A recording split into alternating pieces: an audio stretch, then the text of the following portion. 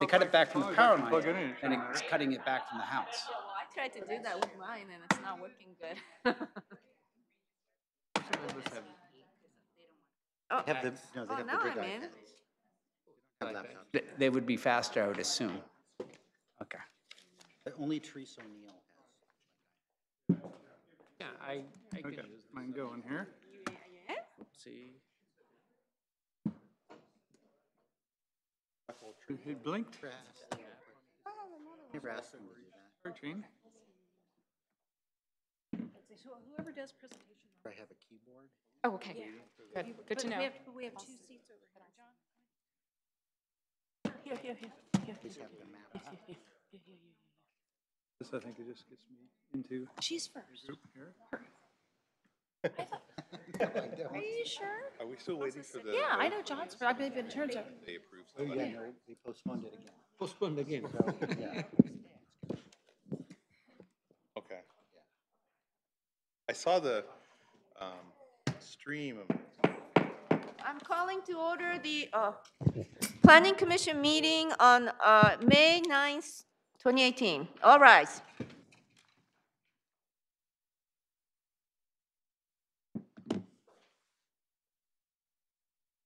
I pledge allegiance to the flag of the United States of America and to the republic for which it stands, one nation, under God, indivisible, with liberty and justice for all. Please remain standing for the statement of value. As we gather, we humbly seek blessings upon this meeting, but we act with strength, courage, and will to perform our obligations and duties to our people with justice for all. Let us seek wisdom so that we may act in the best interests of our people, our neighbors, and our country. All this we ask so we may serve our community with fairness and respect, be putting their needs before all. Thank you. Please be seated. Okay, let's have a roll call.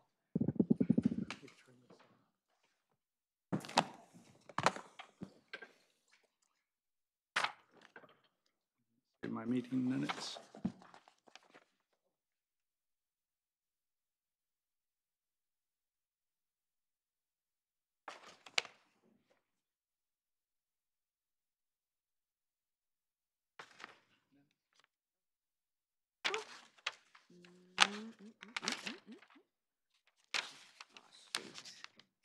The attendance, Commissioner Bellamy?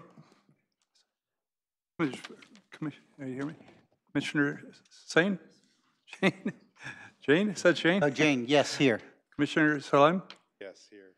Commissioner Chahal? Here. Commissioner Kelly? Here. And Chairperson Casey? Present, thank you.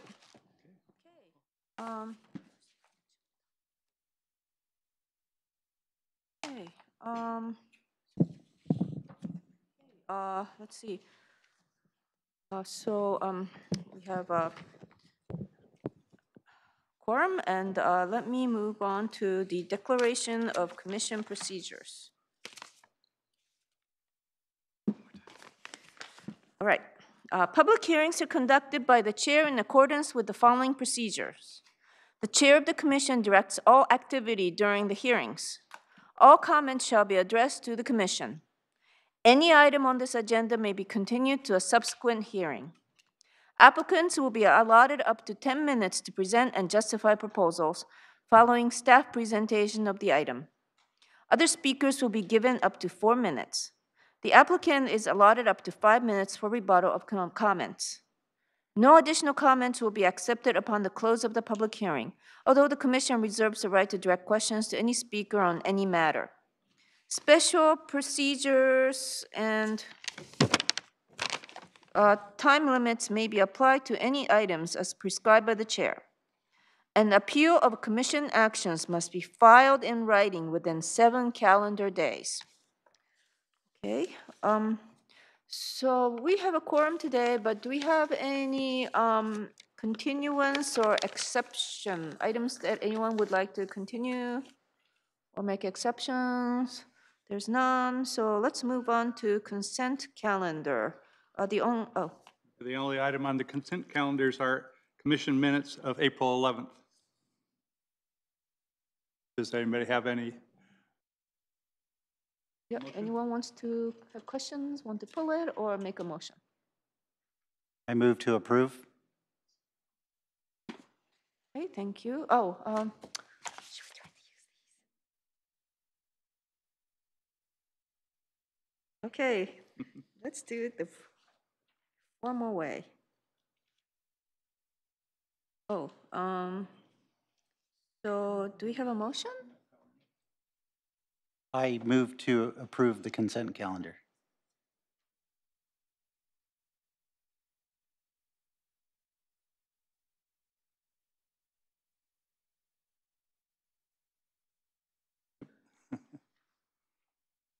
How this thing's supposed to work? Supposed to pop up, isn't it? Okay, I don't see anything. But I don't see anything. Yeah, not yet.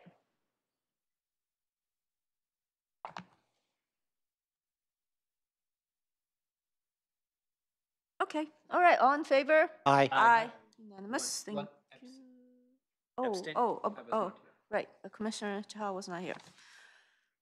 Okay, let's move on to public hearing.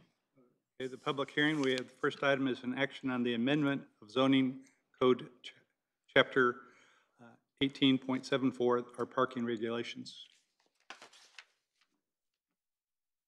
Okay, would the staff like to present? Thank you, Madam Chair. This is a proposed zoning code amendment to create two new enumerated uses with regard to the parking regulations for self-storage and for data centers, neither of which actually has an enumerated use in the zoning code. The current practice is to use the parking ratio for warehousing, which is the closest enumerated use, at 1 per 2,000 square feet of gross floor area. The applicant hired a traffic consultant to conduct parking studies for both self-storage and data centers, and found that for self-storage facilities,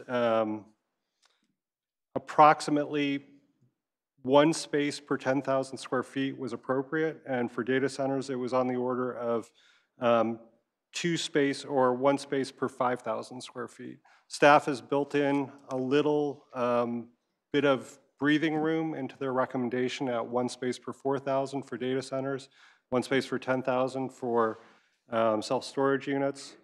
And just as a little bit more background as to how the counts were conducted. For self-storage, it was conducted on the weekends, consistent with the busiest time, and for data centers, it was during the weekdays. Staff's available for questions. Thank you. Thank you.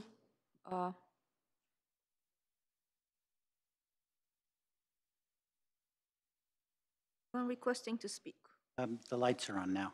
Oh, we're gonna use the lights? Yeah, because this thing doesn't work. Okay, all right. It was working well yesterday. I made a request but I don't about see it. 2 minutes ago, and it didn't show up. The only person that shows up is me on my panel. All right, Commissioner Jane. I agree that we should have reduced parking requirements for self-storage units and data centers. What I didn't see anywhere noted was requirements for bicycle parking, and I didn't see any requirements for EV charging.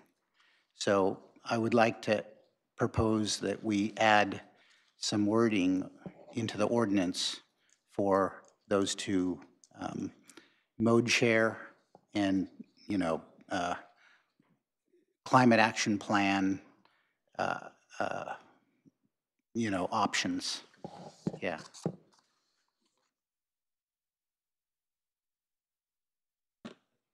Commissioner O'Halloran. I just wondered if, I'm assuming that these are common with other cities around, that we're not anything different than other cities. Yeah, thank you, Mr. Chair, or Madam Chair. These are consistent with surrounding jurisdictions. And the technical report calls out a couple of other jurisdictions and their parking ratios.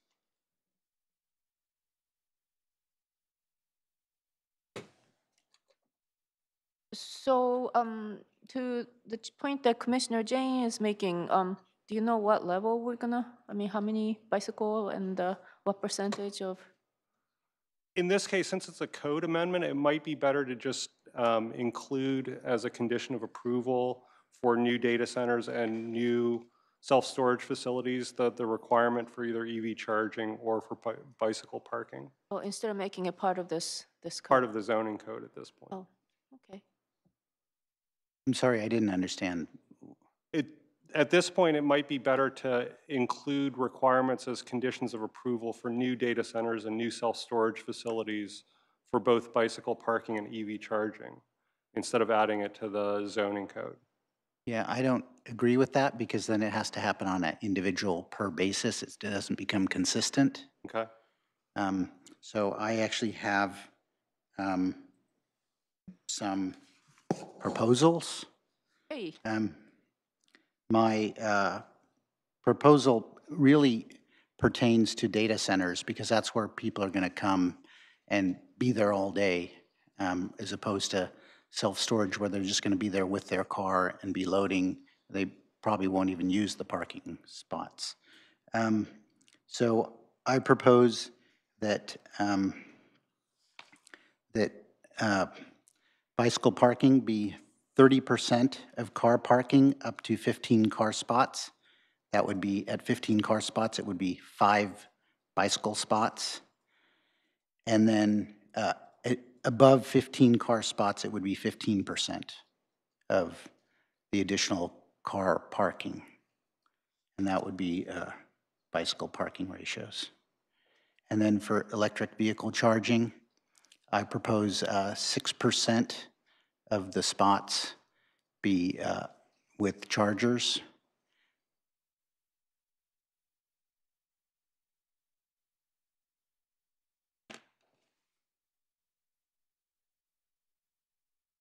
We can add that to the resolution to pass on to the city council. Well, I have some trepidation. If it's the pleasure of the commission to make Commissioner Jane's revisions tonight, I'm going to suggest that you continue it so I can bring back actual language to be put before you. Any amendment to the zoning ordinance has to be brought to the planning commission before it goes to the city council. This is a little different than where we're just adding conditions. You have to actually see the text of the ordinance. And I try to turn on a dime, but I don't like to draft ordinance language on the spot. There's all sorts of considerations like, does it conflict with other sections? What does this word mean under the case law, et cetera? There's a lot of considerations that go into the specific language we use. So I'd be happy to bring back draft wording for you at the next meeting, but my recommendation is that you either adopt it as proposed tonight or continue it to another meeting when I can actually bring you actual language. And then if you decide to just adopt it as proposed tonight, we can certainly include those provisions in the new zoning ordinance or a separate ordinance later. I'm just a little hesitant to recommend approval of an ordinance before I've drafted the language. okay, so is there any other comments? If I could just ask, are there any Commissioner O'Halloran. time issues here?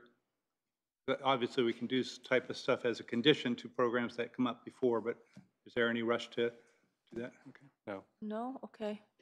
All right. Okay, so let's move on to members. I think we of have the consultant here.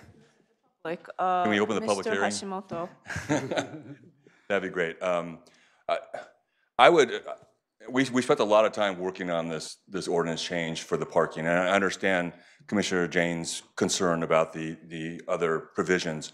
I would respectfully request that you actually take an action on this parking and then come back with a separate ordinance with whatever studies that need to be done for EV and for bicycle parking and add on to the code at that point in time as opposed to holding this one up. I would request that you do that. And I fully understand the reasons, but we spent a lot of time already, months and months, trying to get the hearing, and now we're going to get pushed off again. And I'd like to get this parking ordinance taken care of and do an add-on for the biking and the EV charging, if that's all possible. And particularly, I agree with Commissioner Jane about EV and bicycle parking for storage, which for public storage as opposed to having them really for the data storage. I think that's more appropriate, my opinion.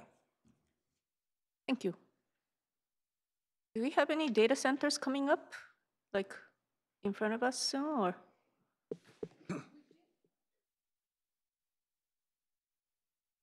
We do have some, but they actually go to the architectural committee because they're usually located in an ML zone, light industrial, so they're a permitted use, so they would not come to this body. But the development standards would apply to those Is projects. there any coming up in front of the AARC soon, or? There are some pending. I see. I think one or two pending see. still. One was just appealed to the Planning Commission, if I'm not Yes. mistaken. It may be coming before you in the near future. There isn't one? Yeah, the appeal. An appeal of an architectural decision that was recently made for a data center on. Yeah, it was on other grounds. Yes. One that AC approved, like Yes. a couple weeks ago, it got appealed? Oh, okay. Well, how does Commissioner Jane feel about the input we just received? So I understand there was I mean, I read the report and I saw that there was a lot of work done comparing with what other cities are doing. I'm not throwing that out. I'm just adding the bicycle and the EV charging. So I'm not negating all the work. I don't believe that continuing this will impact any projects, so I'm going to ask that we continue it. Do you think we can get the revision at the next Planning Commission meeting? Well, yes, but there's lead times now for anything that goes to city council. It first has to go to the city manager's office and then circle back. So practically speaking, it would be better if we put it on the June June 12th June 12th. agenda, 13th, 12th. June 12th. Okay. Does Mr. Hashimoto have any comment? I just wanted the commission to know that we've been at this since September. And so I'd really like to get ours off the books because my client's here, James Thompson from Extra Space Storage, and we want to be able to look at a expansion of one of our facilities. And the farther this gets put off, the longer we have to wait until we can go forward with starting to really do a design. So we'd appreciate moving forward with the parking at this point. I checked, it's the 13th, June 13th. Okay, so Can as our staff said, the reviews go to architectural committee, and you're member through end of June. So Okay, so at least the ones in June, you will have a chance to make an input. I feel uncomfortable just adding another ordinance. I just think it's an incredible amount of work to layer another ordinance on top of this one. Just do it in one fell swoop. Okay, well, then maybe we need to take a vote. So does anyone want to make a motion? Oh, is there anyone else, a member of the public who'd like to speak on this matter? Okay, motion to close public hearing? I'm sorry, Madam Chair. Why don't you make your decision on whether to continue before you close the public hearing? That way we don't have to go to the expense of renoticing. Okay, sure, sounds like a plan. Oh, Commissioner Chahal. I have a question for attorney. If we make a decision on the current, what's on agenda today, and then can we amend the same ordinance adding what Commissioner Jane is asking, or do we have to make a new, like, ordinance clause? If you vote to recommend approval of the current proposed ordinance to the City Council tonight, it will proceed to the City Council in its current form. You could then propose another ordinance to make the changes Commissioner Jane has suggested.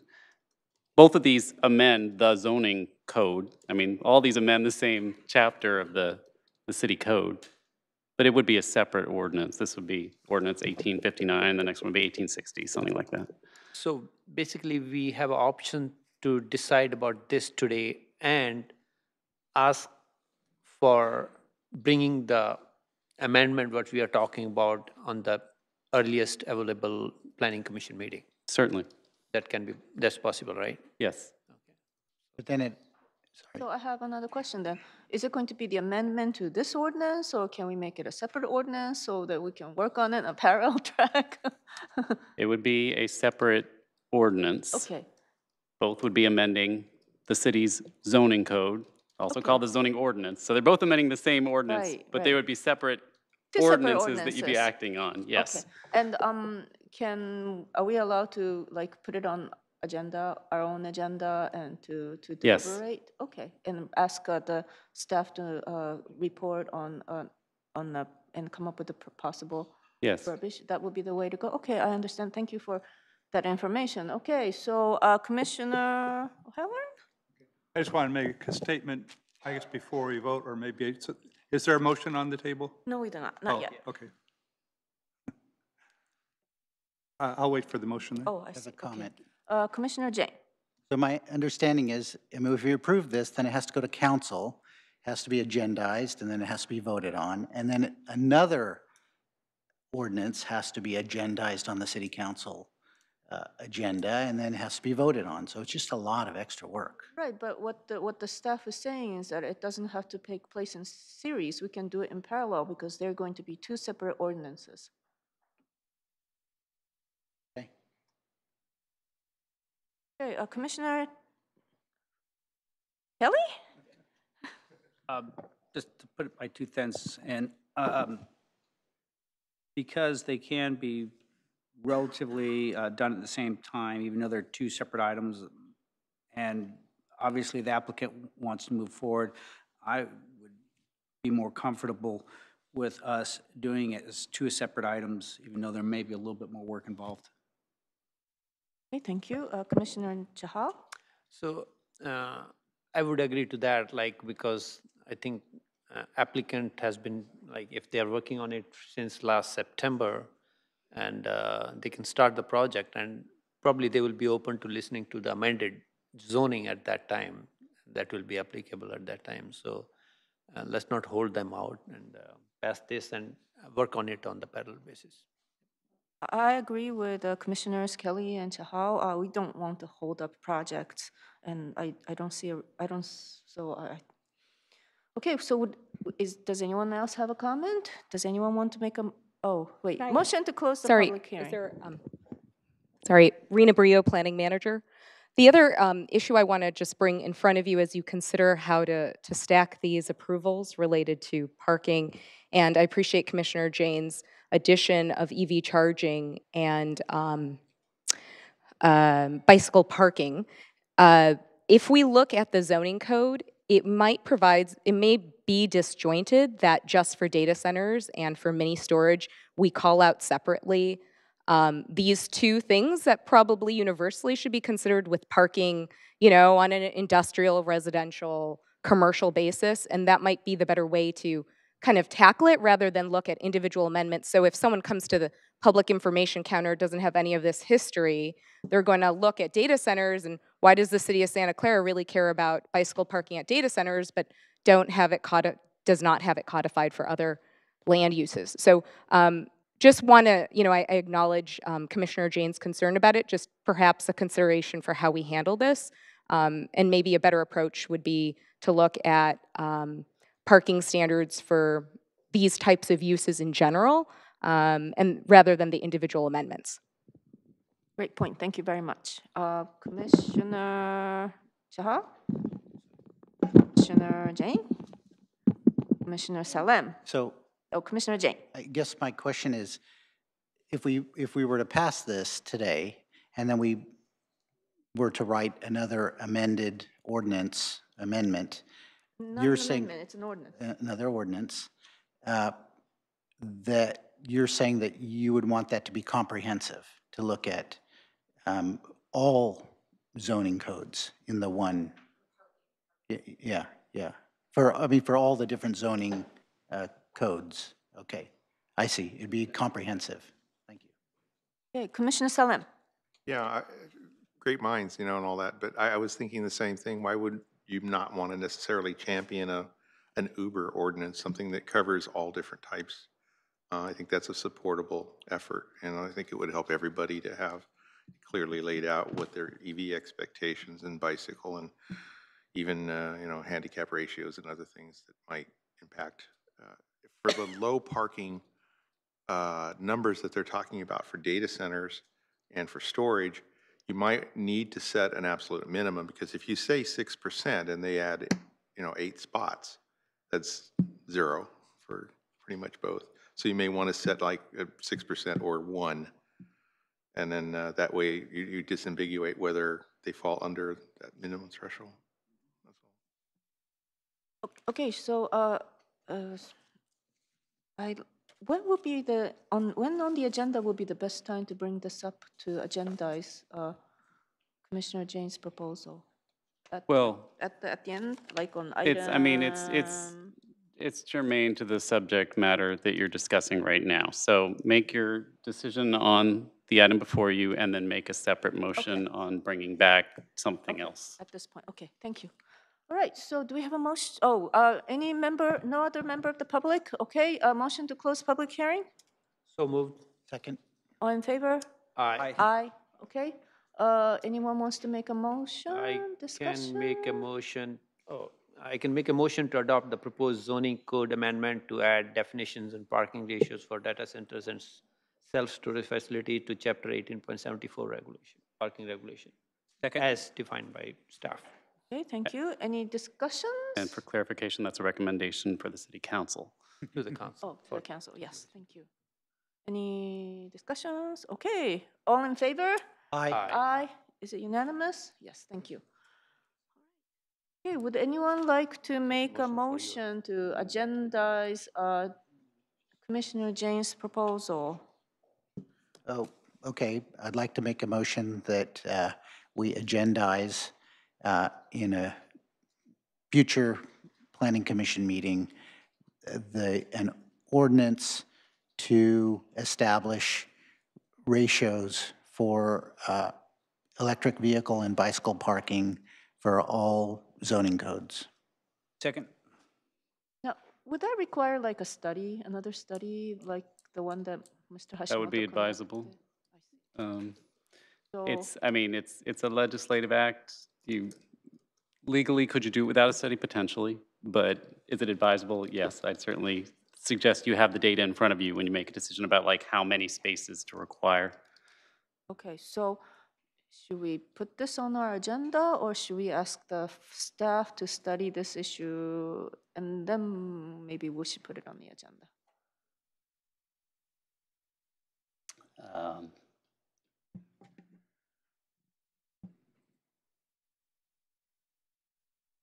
Well, it's hard to know what to put into the ordinance until we have the applicable data. So perhaps you should direct staff to bring back a report on some options for you to consider, some consultants perhaps to hire to perform this, maybe provide a status report on starting down this road at an upcoming meeting. So how about, We can also incorporate this into our zoning code update, which we're in full flight on at this moment. So great time for it. And probably into the climate action plan, is that right? Which is also in progress, right? Right, that can be a part of the climate action plan also. Sure. so would you like to withdraw the motion? Yes, Okay, make another motion. we're gonna make another motion, okay.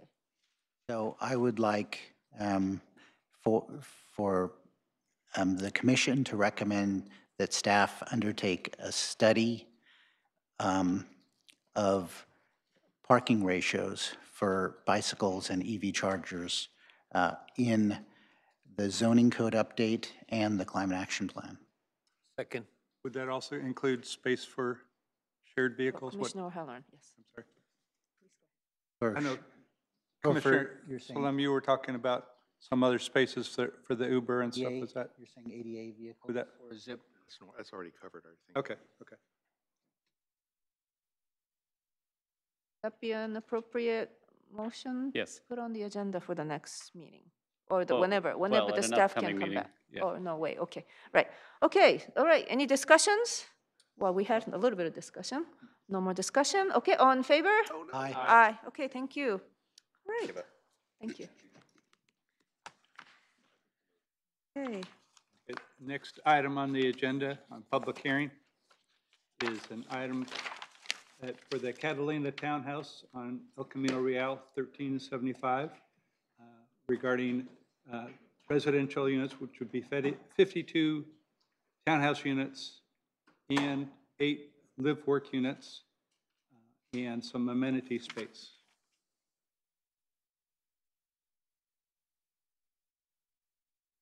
You want to make that? I do have an immediate question. I don't know if I can. Oh, well, maybe we should have the staff Okay. give a presentation first.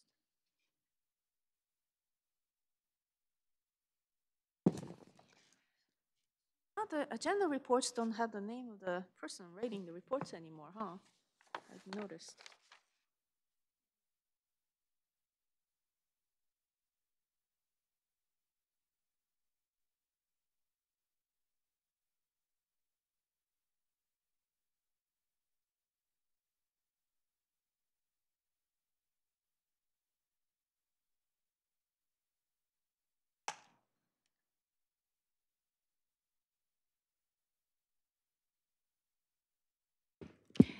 Thank you, Madam Chair. Rebecca Bustos with Planning.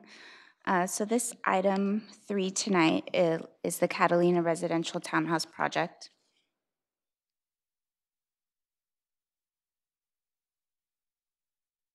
No? Oh, okay.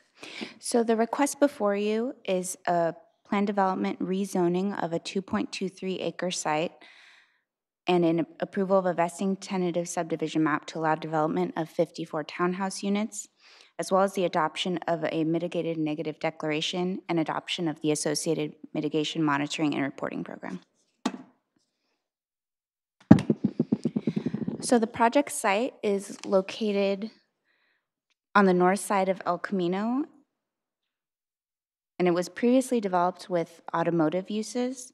The city recently did approve demolition of the structures that were on the site to avoid potential nuisance concern, so the site is currently vacant. Multifamily residential land uses are located to the north across Civic Center Drive and to the south across El Camino. Commercial land uses are located to the east and west of the site. So the project consists of 54 townhouse units, including 8 live-work units that would front on El Camino. Each of the units would include a 2-car garage, some of which are tandem garages. The project is made up of 6 3-story buildings, which each contain 9 townhouse units. There are 2 vehicular driveway access points from Civic Center Drive, with no vehicular access off of El Camino. Pedestrian access off of El Camino is through the center of the site between buildings 5 and 6. Pedestrian paths are also located between and around all of the individual buildings.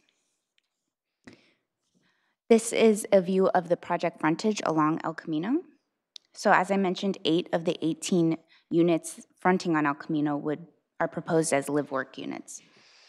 The architecture of the proposed buildings is Tuscan style and incorporates stucco, wood, and stone veneer finishes, as well as clay barrel tile roofing. Staff submitted the subject project to use as a test case for a third-party architectural review program, as was previously discussed between the Planning Commission and the City Council. The project was reviewed by a third-party architectural firm, Urban Field Studios, and they made recommendations to staff regarding the project architecture as well as the site design. So one of the design consultant's recommendations was to increase the project's commercial presence along El Camino for the live-work units. The applicant indicated that the live-work units will be utilized at the discretion of the homeowners as either living space or as business frontage. The spatial design between the live-work units and the strictly residential units will be the same, but would be differentiated by the incorporation of signage as well as larger glass storefront elements.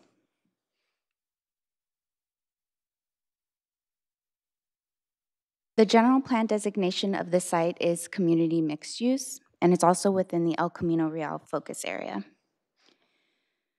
This land use designation allows a residential density of 20 to 36 dwelling units to the acre and a minimum commercial floor area ratio of 2.10.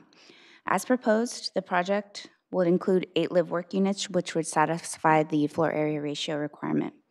By allowing the development of 54 units on the site, the project is within the intended density range at 24 dwelling units to the acre.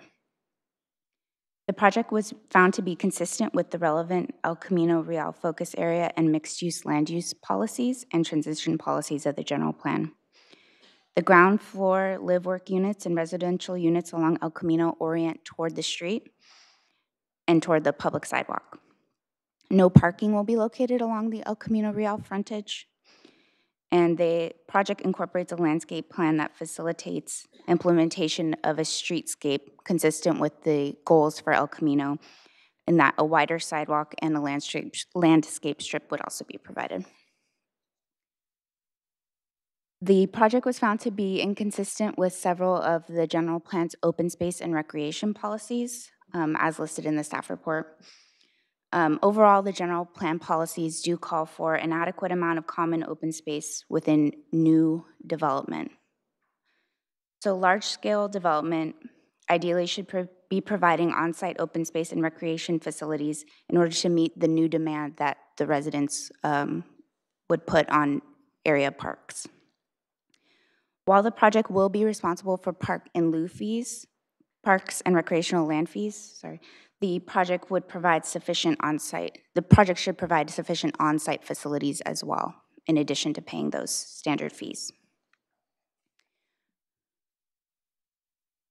So here's a view of the site plan. In the square is the common open space area. It's approximately 2,000 square feet and would include a tot lot, playground equipment, a seating area, and a turf area. The space is not adequate in size to facilitate significant community gathering and interaction between the residents that would support a sense of neighborhood for these new community members. So based upon the recommendations of our design consultant and our own analysis, staff is recommending that the common open space area is increased by eliminating 2 of the proposed units or by utilizing an alternate unit type. Staff recommends the size of the open space area is increased by the approximate square footage of 2 of the footprints of the proposed units. This would be approximately 1,500 square feet. With the reduction of 2 units, the project would still be in conformance with the density requirement of the general plan designation. The project, a mitigated negative declaration was prepared for the project and circulated for 30 days between February and March. We did receive 3 comment letters from Valley Transportation Authority, Caltrans, and the County Department of Environmental Health. Required mitigation related to air quality, biological resources, and cultural resources, as well as noise and vibration, were identified to reduce potential impacts to a less than significant level.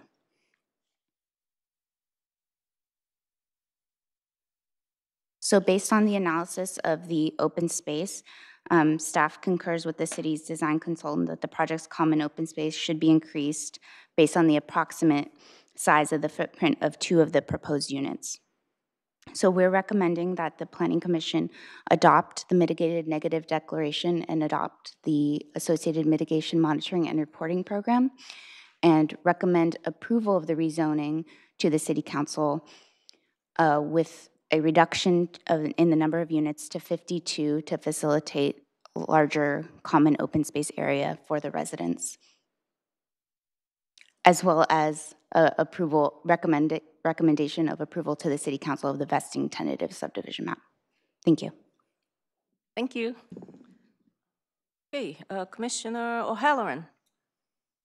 I have a question. I wasn't sure if to interrupt or to even put this beforehand.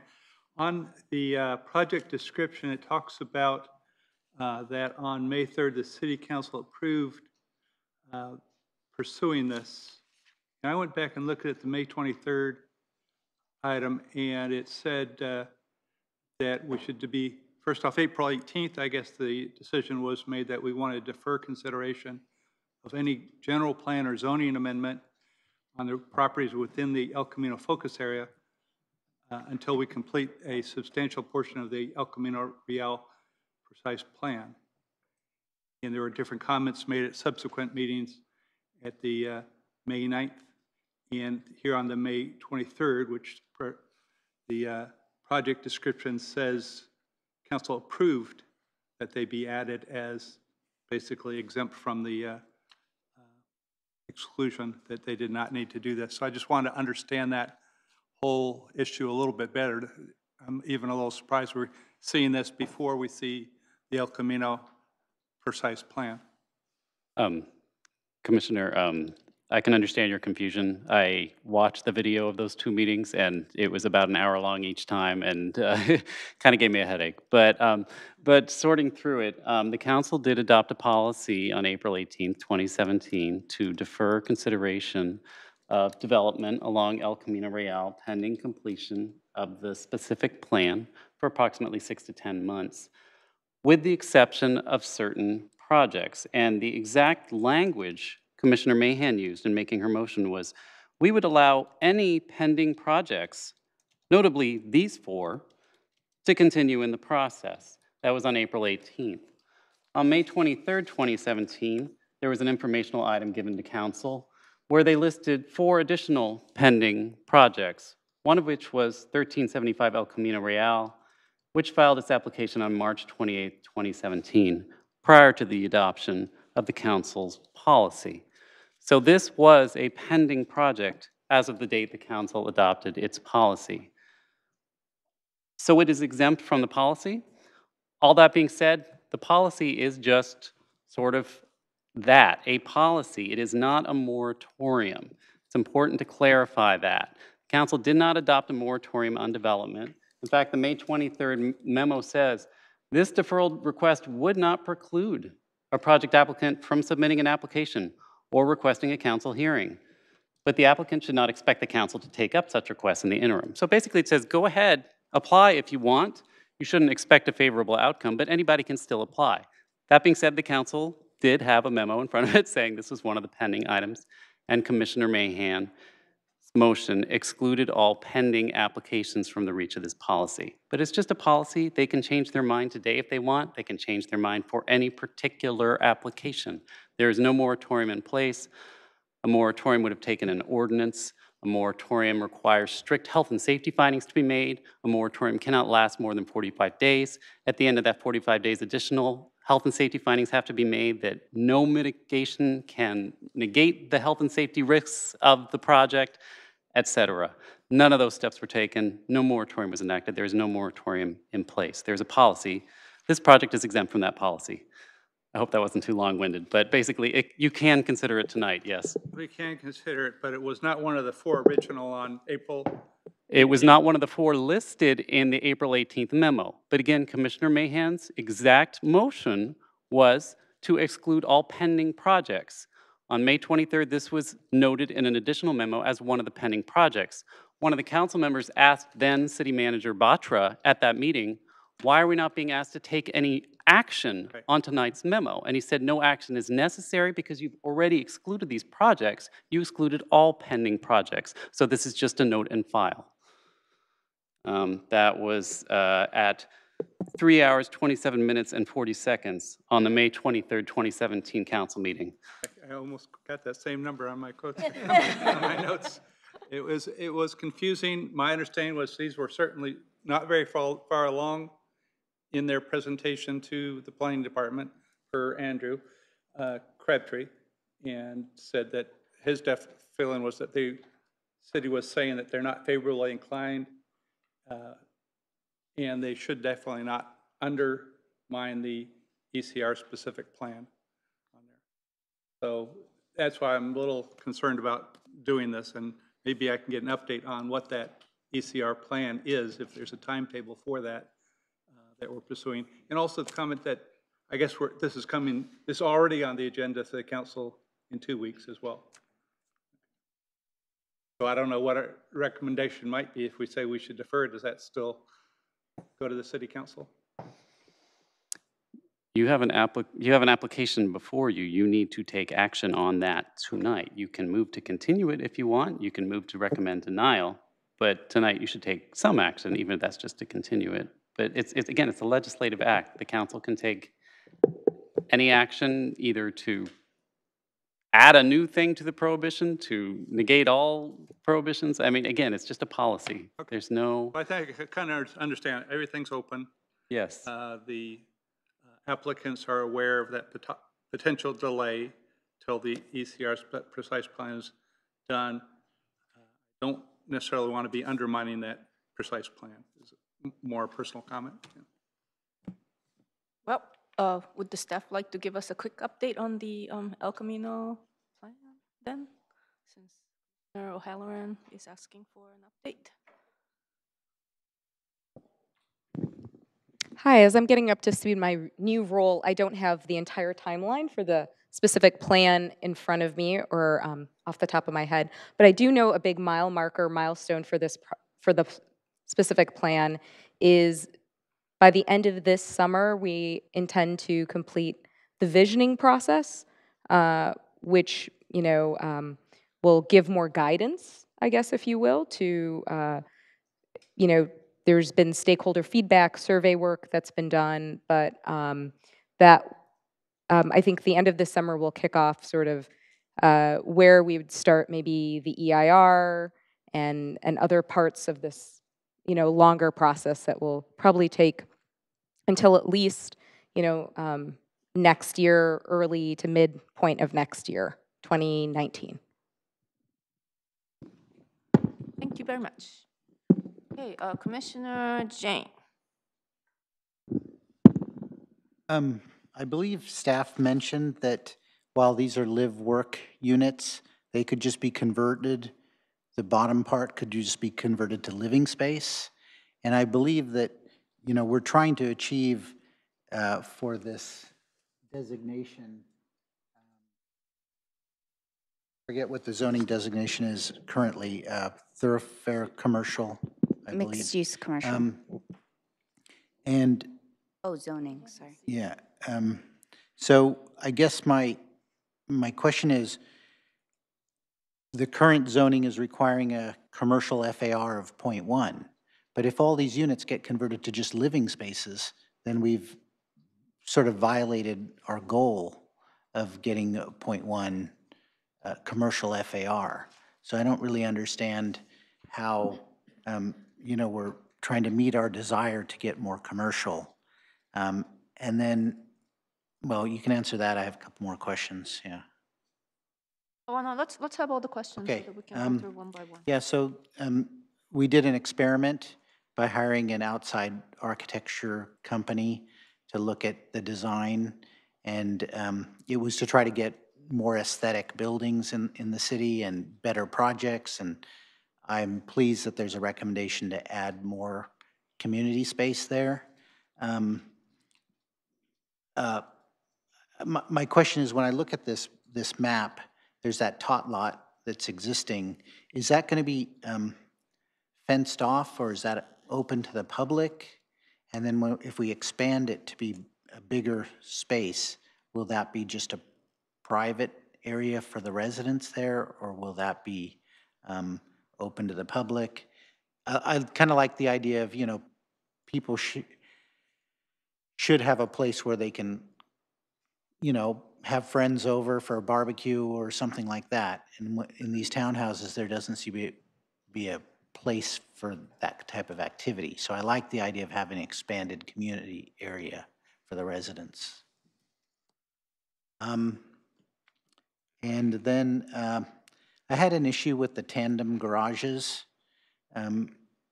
If the people living there are related, they'll just swap cars, but if they're two working guys living in there or something, they're not going to swap cars.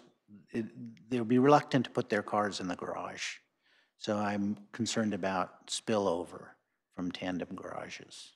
And I know there was some mention of unbundling the parking somewhere in there. Yeah, you can't really unbundle it if it's for sale. I guess. Okay, let's go through your questions then. I had the same question about the commercial space, so would you like to address that first? Thank you. Sure, so the floor area ratio is actually dictated by the general plan, which is mixed-use commercial, which is the .1 you were referencing. So I understand the concern about the live-work units being converted potentially to strictly residential. There is a policy in the general plan that does allow properties in the El Camino Real focus area that are designated mixed-use commercial to be utilized as strictly residential, thereby eliminating the floor area ratio requirement for commercial altogether. Right, but that's contrary to council's desire and our desire, is to get more commercial on. And this actually came up for the Prometheus project that we're going to hear later about trying to maintain commercial. It also came up with the Summerhill project.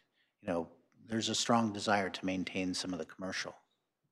And we did explore that with the applicant team. The live work was somewhat of a compromise to make sure we maintained at least a portion of the commercial square footage that was existing on those properties. But from my understanding, this location is not completely desirable for commercial, strictly like retail because of its mid-block location, et cetera. And then, So I guess why don't we just convert it to just a bigger project, you know, a bigger standard residential, 4-story residential project of condos or apartments? Why, you know, it's at the very low end of the density that we're trying to get on El Camino. So Commissioner Jane, there was an exploration of a higher density project, including a general plan amendment prior to this developer obtaining the site for development rights. And so there was a lot of opposition from the community. And so for that reason, they did not move forward with the project, and it was anticipated again through this visioning process in the El Camino Real specific plan that when you're closer to residential and in some areas there should be lower densities, there should be a mix of density types.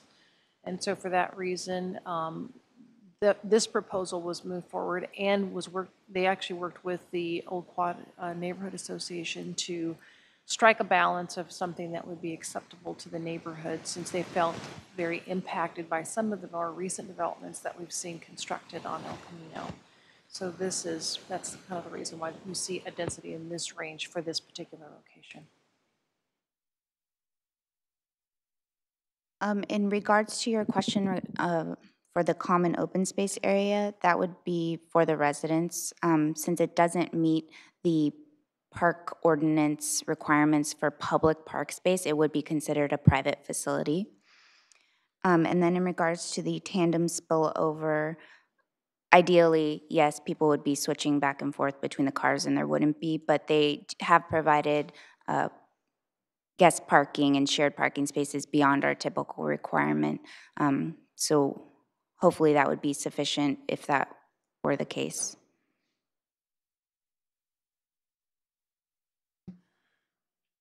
Okay, Commissioner Chahal? Okay, so I had the same question regarding the FAR ratio for the commercial that I know you answered. And other question, like you're mentioning there's no parking on El Camino next to this development. But if you go further west, do they have a parking on El Camino? How are we trying to restrict only for this building, and let's say the next complex has a parking outside on El Camino? How are we doing that? Are we trying to say, okay, on next only park, no parking on next to this building, but next building can have a parking on El Camino? That the parking on street on El Camino is really dictated by both our traffic engineering and Caltrans. Lots of it has to do with street geometry and sight lines, that kind of thing. So we can request it, but it's really up to Caltrans to approve or disapprove parking on El Camino. So that's our limitation. Okay, so, but for this one, we are restricting or? Well, no, we don't have any ability to to say we want parking or we, yeah, it's really, it's determined, we have our city street signs up there, but it's under the jurisdiction of Caltrans.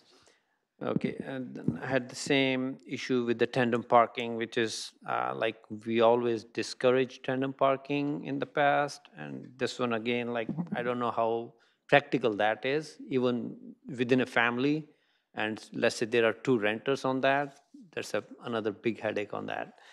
So that was my other concern. And And just as a reference, in Rivermark, we actually have a fair amount, I think at least 30% of the units in Rivermark are, have tandem arrangements. So it does work for townhouses. So we have experience with that in a much larger community. Okay, so I have been to Rivermark, and the parking on street is quite a lot parking on the street. I'm not sure whether somebody's using those tandem parking spots, or if at all they're using, they may be using 50% of that. That's my concern, like if the parking spills over to Civic Center Road outside for the other residents, that's my concern. Like people, I'm not sure, like a lot of residents are not even using 2-car garages right now as a parking spaces, but if it is tandem, it discourages them further not to use the second parking, or at least, so that's one my concern. Other thing I noted is, as noted by the outside architect who reviewed the document, I didn't see the elevation from all 4 angles for the whole complex. That was missing, and I think he also mentioned, and I didn't see those one. And one other thing I noted was the floor to ceiling height for the first floor was pretty high. And comparing the other project for Moonlight, which is coming next, I think their height is around 39, whereas on this one, the height goes to 43. And you know, residents are a little bit concerned about the height of the buildings being, we are building on El Camino. So maybe that's a topic to be discussed by the architecture committee later on as such, but I just wanted to point that out. Traffic studies, yeah. There was no formal traffic studies done on this project because I saw there was some traffic guidelines which were submitted, and there was a weird scenario over there, like the traffic comparison was done with existing allowable traffic would have generated if whole of this was occupied. So the question is, when we allocated those traffic studies, when those buildings were made, it was, I think, way back long. And we are comparing what traffic these 4 or 5 units must have generated with what this will generate. Whereas we are not comparing what actual traffic is on that corridor as of today. So I'm missing that traffic study. So we did not mandate a traffic study on this one, or this was a too small a project where we don't need a traffic study? We require a traffic study when the project will create 100 or more peak hour trips. As proposed, this project was estimated to generate something like 25 AM peak hour and 30 evening peak hour trips. That's before you even get into the credit for the existing use. And you're correct, we did give a credit for the existing use as is consistent with our policy. We always take the existing conditions, which in this case was the occupied building. And so the net number of trips is actually -61 when you give the credit. But no, we don't require a traffic study when there's less than 100 peak hour trips. That is our threshold before we even look at traffic. Okay, so that's the threshold basically? Yes. Okay, thank you. Okay, thank you. So I'm hoping that when the applicant speaks in front of us, that some of those questions, or hopefully all of these questions, will be addressed by the applicant. Okay, let's continue with Commissioner Kelly? Okay. I understand we don't have an El Camino plan as of yet, but looking over the mitigated negative declarations, we keep talking about bike wrecks, but I'd really like to know, when are we going to actually start seeing bike lanes along the El Camino to really make this growth in housing more friendly to residents? Because what I see that what we need in these areas close to transit is we need to have bicycle transit, we need to have like zip cars or, you know, other fashions. We need to have carpool sharing, and we need transit passes. And if they're for sale, there should be a fund supported by the HOA, so people pay in, and the residents that use these alternative transportation methods are subsidized by the residents that do not, freeing up parking, because parking is the #1 issue that we keep hearing along with traffic.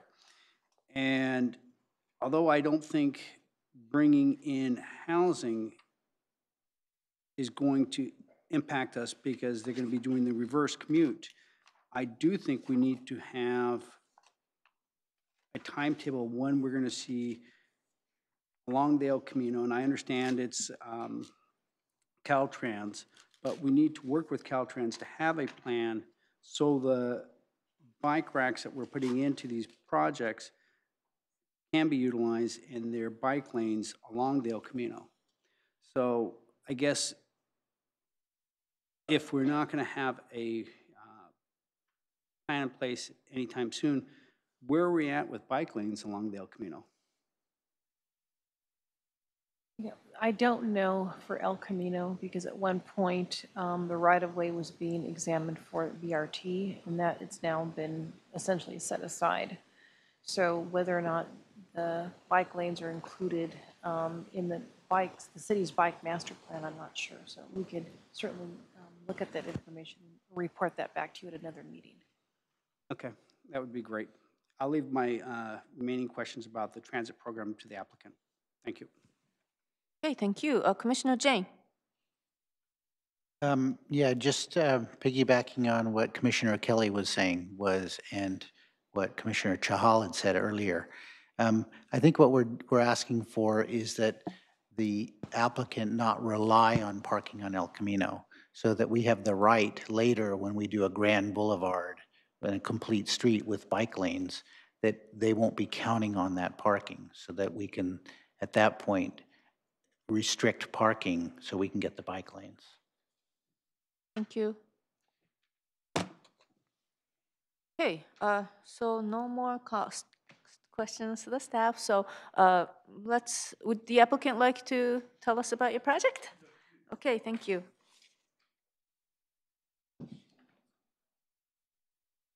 Good evening, Madam Chair, members of the Commission. I had a presentation, but I'd also like to take a little bit of time just to answer some of the questions or maybe make some of the clarifications. You have 10 minutes, and so, you know, you're welcome to use that time to answer questions, but, you know, you can use that to... Terrific. Yeah, and then we can ask you questions, so. Okay. Up to you on how to use that time. So I think I first want to thank all the members of the city staff. We had numerous PCC meetings with representatives from all the departments. I particularly want to thank Gustavo Gomez and Ramon Santos, as well as Gloria Sciarra and Rebecca Bustos, for their hands-on involvement during the course of this application. I think that we made our initial application, I think back in March of 2017. As was mentioned, we've had 3 separate community meetings. The first meeting that we had, basically, I think we went out to a 1,000-foot radius, sent 600 mailers out. We had about 20 people show up from, we met at the Fremont Senior Center. We followed up that meeting with a meeting with the old quad, as Gloria had mentioned. And then our last meeting was with the Chamber of Commerce for the city of Santa Clara. I have a couple of issues with regard to the executive summary, but I'm going to touch on those in a bit. I'd first like to kind of go through a quick presentation. And I'm not sure if this shows up. This is kind of an overview of our site. And I just wanted to kind of point out the location of Civic Center Park, which is about a little bit more than 100 yards away from the site. The Jeff Goodfellow Sesquicentennial Park, immediately across from El Camino Real. You have obviously the Fremont Park, the Larry Marsali Park, and the Rotary Park. I'm not including the Warburton Swim Center. It's a little bit off to the east. Next slide. This is just an overview, and I thought this was cool because I think that we're sitting right here in this building right now, so this is really close to City Hall. Okay. Go ahead, next slide. This shows a little bit of a different representation. The 54 townhomes. You can kind of see the individual structures. The 8 live-work units that were mentioned. You have 4 in this front-facing building and 4 in this front-facing building. 14 guest parking spaces. This is kind of the layout of the on-site tot lot. And then along, one of the things that I think staff, I'm not sure if it was staff or Urban Field Studios had brought to our attention was to try and create kind of a north-south pedestrian corridor. And we have some trellises and landscaping and kind of like a big gazebo right here in the middle. Next slide. Again, kind of an Italian. We have 2 different elevation styles, kind of Spanish and Italian. And we incorporated a lot of the comments in our meeting that we had with Urban Field Studios. They were looking at, kind of breaking up roof lines and having different pop-outs to really make an aesthetically pleasing facade. Next. This is just kind of a quick little floor plan showing, kind of where the entry is, the live-work unit. There's a half bath downstairs. Second floor is in kind of more the living area, and the third floor, bedrooms and living area. So the project benefits, and these were kind of shared with members of the public in the 3 meetings that we had talked about. Providing 54 opportunities, obviously, for a new home purchase in an area that's in dire need for more housing. Providing 5 of those units at a below market rate price. I think it's a moderate price. It equates to an approximate $3.5 million. I know it's just outrageous, the cost of new housing, but the BMR price as currently exists, I think, is around $364,000. We believe that these units will be somewhere a little bit over $1 million. There were 10 existing trees on site. Those trees were in port fair condition. We were replanting with a total of 141 trees that will obviously be in good to excellent condition. 20 replacement trees were required, so I think that we're planting at a 14-to-1 ratio.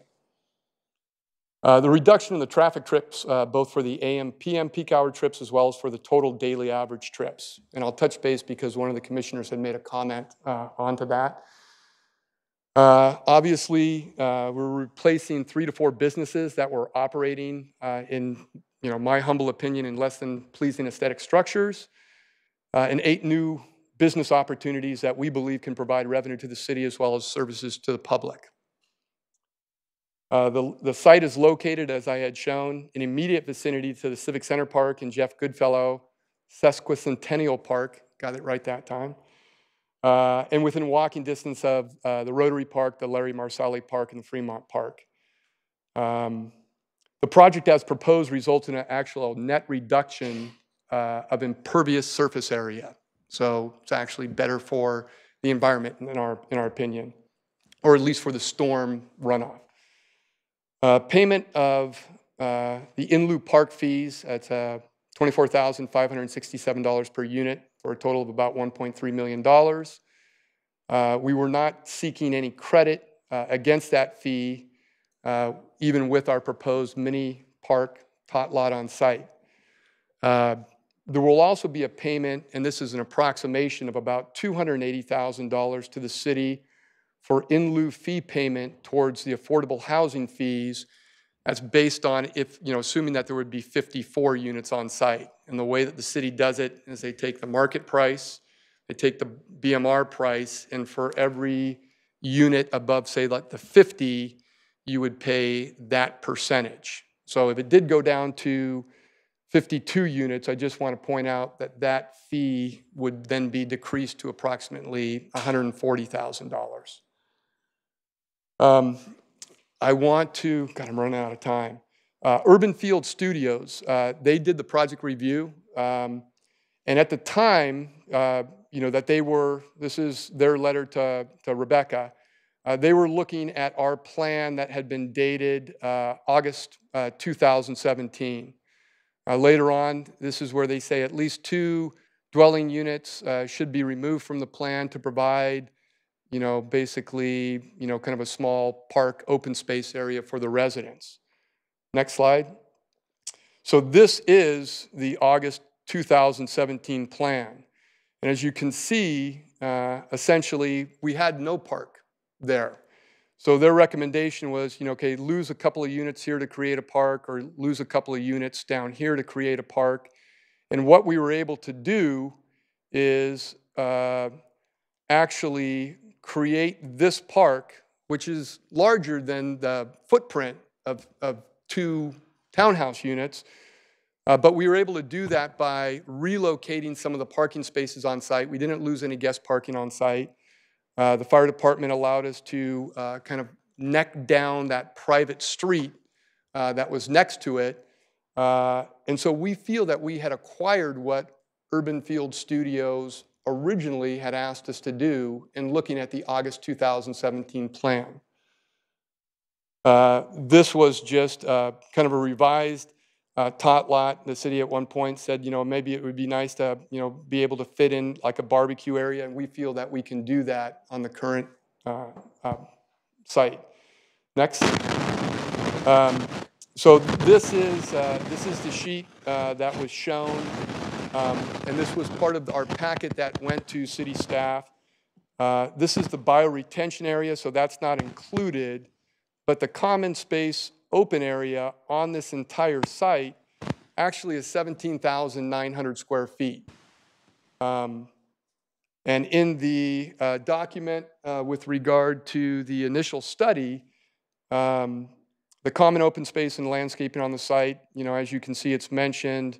This project includes a total of approximately 15,900 square feet, plus a 2,000 square feet tot lot south of Building 1, which is right there.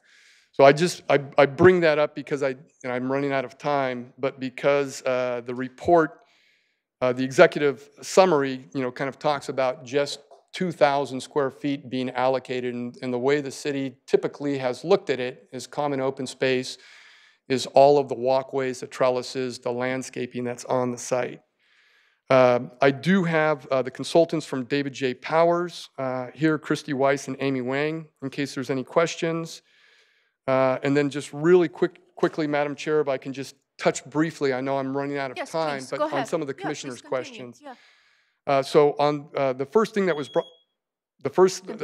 brought up on May 23rd, the fact that we were kind of exempted from the El Camino Real specific plan weight. We did have an application in, but one of the things that I had brought up to the council that evening was that this was a fairly unique site in that we weren't looking at doing a general plan amendment. So the general plan is existing on this site, and in fact, the zoning is not in conformance with the general plan. And I'm sure that the city attorney can talk about the necessity for the zoning in California, at least, is supposed to match the general plan. So in fact, we're kind of doing that for the city with regard to this project. Something was made with regard to, I know the Summerhill project, which I believe that you guys in the council have already seen, as well as the Prometheus project, which is kind of coming up. Both of those were general plan regional mixed use, which is a little bit different than the general plan for this site. So with regard to that, I do want to quickly just touch base on an earlier conversation that we had with Urban Field Studios is I think that when they had asked, how are these live-work units typically done? And one of our, in fact, my statement was, a lot of times you offer it as an option. And so the people can either have it or they can not. And in my opinion, when you give people the option, they go with the not. We are not, it is not our plan to offer this as an option. We've changed the facades on these units. They're going to be glass doors. It's going to be I think 80% glass on the front. So these are not going to be optional living areas. They're in fact going to be businesses. Now, we can't force the business to continue operating, obviously, but it is going to be set up, and there is no option to change it to a residential facade versus the commercial facade that's on our plans. Quick comment with regard to the parking on El Camino. There is parking on El Camino as well as Civic Center Drive. So it exists today, at least all the way from Monroe down to Lincoln. I think that what staff had meant was that they did not count any of the parking on El Camino into the parking requirements for our project. Tandem parking, I appreciate the comments that were made. We have done these projects, I think, 10 years ago, 10, 12 years ago when it first kind of occurred, it was kind of more of an issue. We've done projects recently in San Jose, Milpitas, and Fremont, and have not experienced any problems with residents, exiting. It's a little bit of an inconvenience, but somehow people seem to make it work. We will be required to have CC&Rs. The enforcement of those CC&Rs will prohibit any storage of materials or things that would prevent two cars from being parked in each garage. That's what they're designed for. Really quickly with regard to the traffic studies, I did a quick thing up there, but the traffic studies is, the comment is there was 28,000 square feet or there were 28,000 square feet of existing commercial space on site. 2 of the buildings were occupied when we acquired them, beginning of last summer. There was one of the sites that was not occupied. And so I think, Commissioner Chahal, to your question, it wasn't just occupied. I think that they did look at the total square footage on site. So it's what was existing at the time, not necessarily the buildings that were occupied. And last but not least, I wanted to state that with regard to bike lanes, and I hope I'm not speaking out of turn, but I have heard from some members in the Public Works Department that the city was looking at taking over sections of El Camino Real. I know that along our frontage, right now we have about, I think it's a 6-foot monolithic sidewalk, meaning that it's right next to the curb. We're designing our project for the future of El Camino, which will be a 4-foot parkway strip behind the curb, and then a 10-foot sidewalk next to that. So even though we were not subject, I think Commissioner O'Halloran brought up, the El Camino Real specific plan and what's coming forward, we're designing our project with that in mind and coordinating with both planning and with engineering public works to create that. And I'm sorry, for the bike lanes and clipper cards and things like that, we're currently, we've engaged Hexagon. I've talked to, I think it was Carol Shariat from the city, is in charge of kind of the transportation demand management plan. And so I touched base with her a few weeks ago. We had to wait until the document had been circulated. We've hired Hexagon to do a TDM plan for us. And I know that we own, probably 4 years ago, we built an apartment complex called Tuscany. And so there were things that we did there as far as I think, bus, clipper cards, things like that. But I think that you have a wider kind of scope in mind for the entire city, which we would love to see. Thank you very much. Thank you. Okay, do we have other members of the public who'd like to speak on this project? Unless there are questions for the applicant from the commission first. do that first. Okay, thank you. Yes, okay, Commissioner Kelly. You can come back up. I have a couple questions here. Since I recently got back from the National Planning Convention, they brought up a lot of things. And one of the things was that in the very near future, autonomous vehicles will have a dramatic impact on parking. And we talked about all sorts of things. But I'd like to first talk about some of the things that you brought up here. Now, obviously, we want to make sure that parking is available in the garage area of the units. Are these, all these units, are they going to have like storage racks or cabinets for storage for the residents in these garages? Yeah, we typically have not provided those in our townhomes unless there's a requirement by the city. Some cities I know have required garage storage, you know, Just inside like of the overhead units. storage. I mean, are they 8-foot, 9-foot garages? What are they? Oh, no, so the standard garage is, I want to say, 20, so we have two different kinds of I'm talking about garages. ceiling height. Is there room for like overhead storage? Oh, yeah, they're 10 feet in height. Okay, so there is room for overhead storage. Yes. Okay, so that's one question. And then in the comments here, you're okay with like unbundling some of the parking, is that correct? As far as you're talking about the guest parking spaces, the guest 14 on parking. site? Yeah, we do not, we usually in the CCNRs prohibit the residents from utilizing those spaces. We want those to be for guests only. Okay. And then as far, you've talked about transit passes, bicycle racks. One of the things that we keep talking about also is like ride-sharing services that do like carpool, like Lyft and Uber.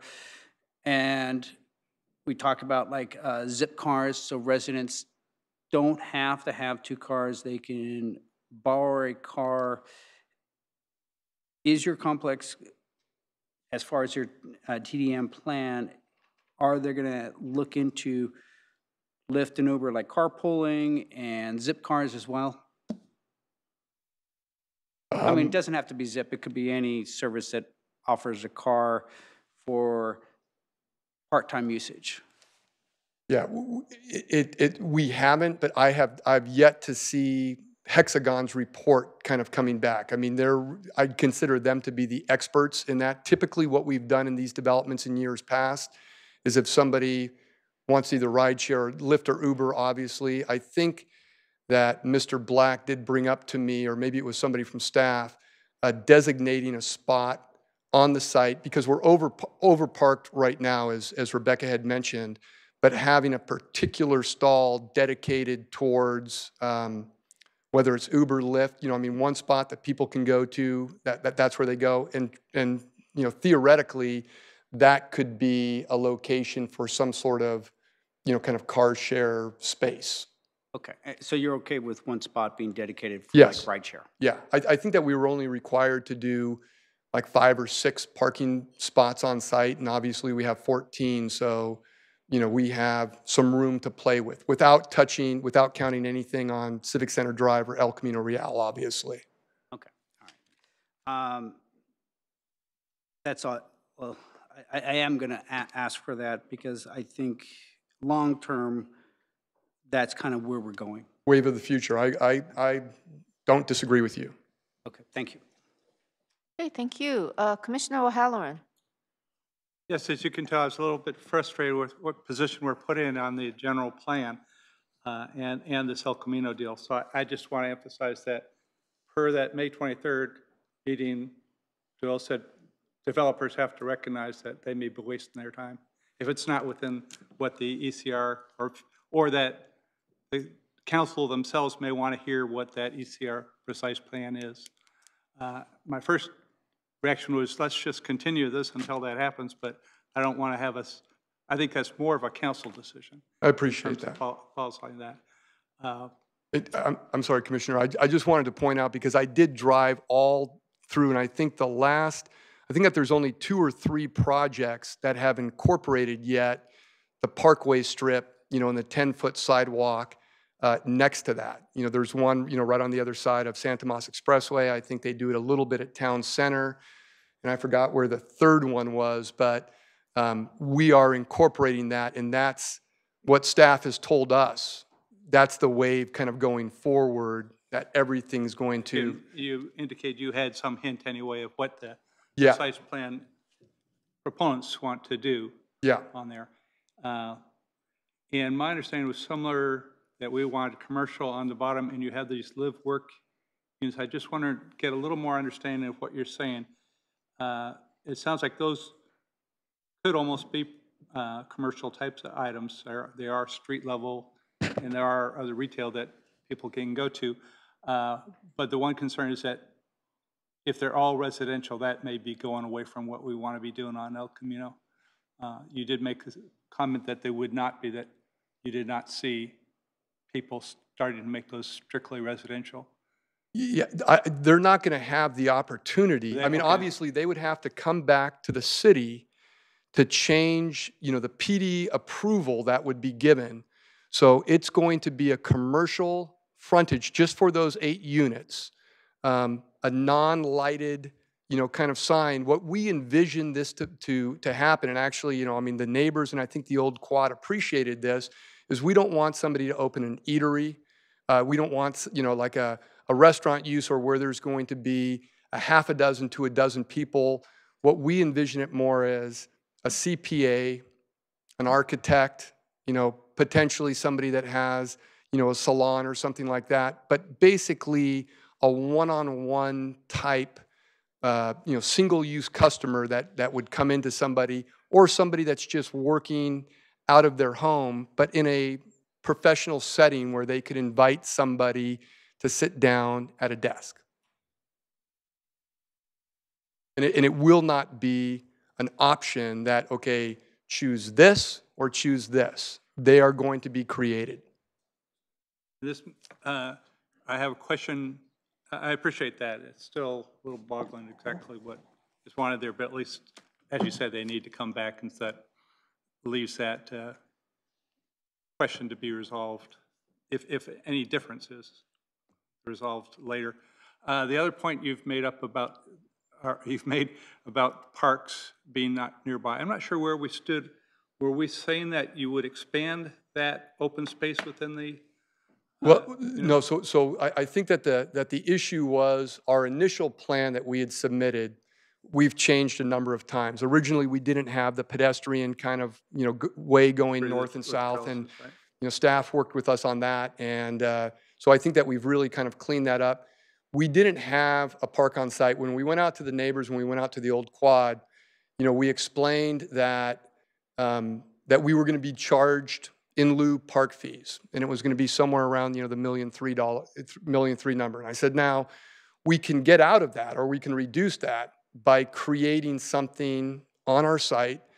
But then that, you know, the contribution to the park fees, you know, would come down. So if I was, and anyway, Urban Field Studios says you need to do something. You need to create, you know, a little 1,500 square foot area. So we created actually a, you know, 2,068 square foot area. I think staff is in the position of saying, if you lost 2 more units, that number would now go to 3,500 square feet, and it would be better. My counter argument is you're giving up, well, number one, my counter argument is you have Civic Center Park nearby, right? The residents would love to see, the residents of the area would love to see some of the $1.3 million go to amplify or increase recreational uses at Civic Center Park, which I guess technically isn't a park. I think it's actually open space. But, or the Rotary Park, or do something that everybody from the public can utilize. I understand that in lieu issue, and again, I think the in lieu ideal, and this is more of a city policy, that it would be used to get land rather than putting it into new features. Amenities, yeah. Amenities.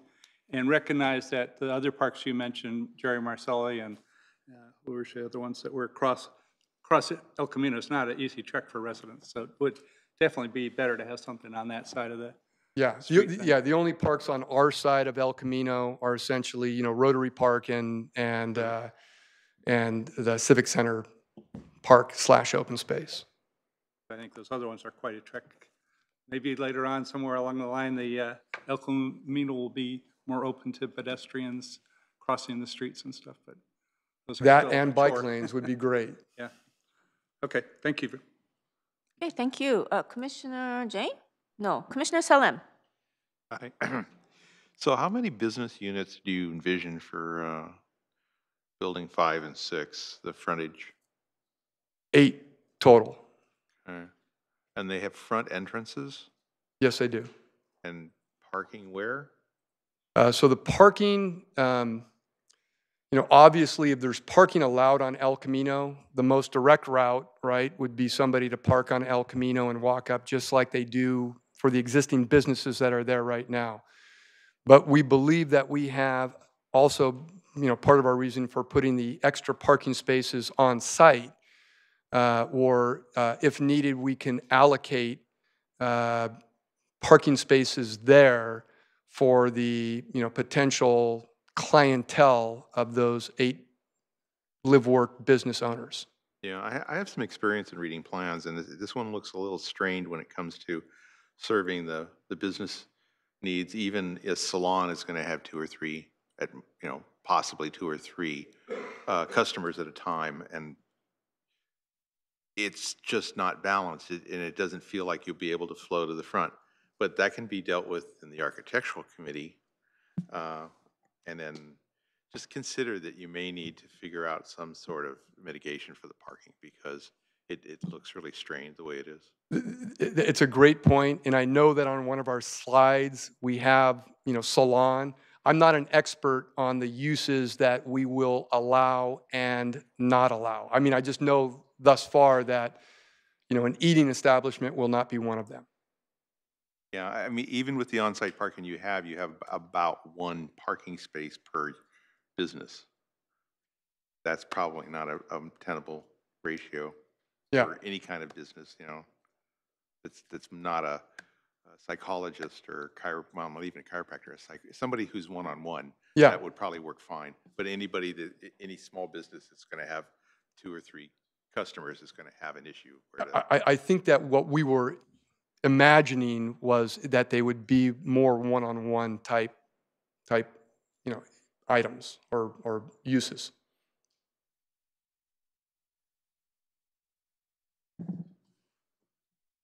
Okay, thank you. Commissioner Jane? Yeah, I wanted to piggyback off of what Commissioner Salem said. Are the parking spots going to be designated that these are for customers? A certain number of them? Or I guess that would be up to the board of the complex to decide how they're going to do that to, you know, I envision that they're all going to get converted to residential at some point, and then you won't need the extra parking for customers, but that's just how I see it working out. Yeah, it's a great question, and not sure how it's going to, you know, fold out. You know, I mean, if you guys have any recommendations, we'd certainly be open to them. You know, we plan on, you know, talking obviously to the Architectural Review Committee, and then kind of, I don't want to say waiting to see what happens, but, you know, determining the use and if that's going to, you know, what necessity that would be. You know, but I know that we want to have a minimum of the guest parking spaces allocated to guests of, you know, I mean, there's 8 of the 54, you know, have this particular use. The remaining, you know, they need to have guests over, and, you know, so it's going to be important for the, you know, HOA to enforce, you know, no residents parking there, but limiting it to guests and potentially, you know, setting aside a certain number for, I guess, live work, you know, clients, you know, type thing. And did you ever close the loop with Urban Field after you redesigned it? Did they come back and say, yeah, this is good, or no, we really want more park there? So I've happened to have worked with Frank Fuller before on other projects, so we have a relationship. The city asked us to sit down with him, not just on our project, but just, you know, some of our thoughts on the El Camino Real specific plan. So we were one of the developers that they kind of consulted with. The letter that they wrote to Rebecca, they had a list of, you know, it looks like 9 different items. We responded to Rebecca with regard to kind of the comments on all of those 9 items. And I did follow up with Frank, and I believe he said, well, there was only a certain amount of money that was allocated for his involvement. But I do recall that I said we've implemented, you know, the vast majority of your suggestions. But I'm not sure if the city had followed up on that end. Yeah, I would just be curious as to what their take was on your improvements. So, thank you. Okay, Commissioner Chahal? I have the same question, like when the developer said they wrote back to the Urban Field Studio. Do we have a copy of that letter in the package, like what they proposed in response to 8 or 9 points? And did the staff follow back with them, hey, this is the reply from developer, and this was your recommendation, where we land up?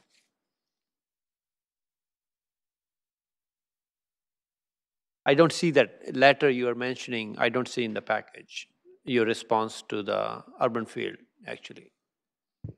So the response was not included in the package. The comments that Urban Field Studios provided to staff was treated as a recommendation.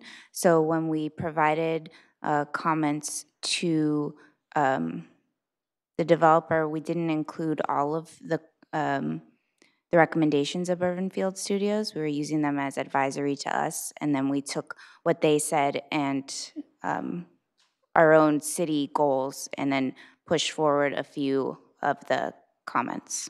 But the one major thing was we're trying to reduce the number of townhomes from 54 to 52 to accommodate Urban Field recommendation that they need an open space of around 2,000 square feet.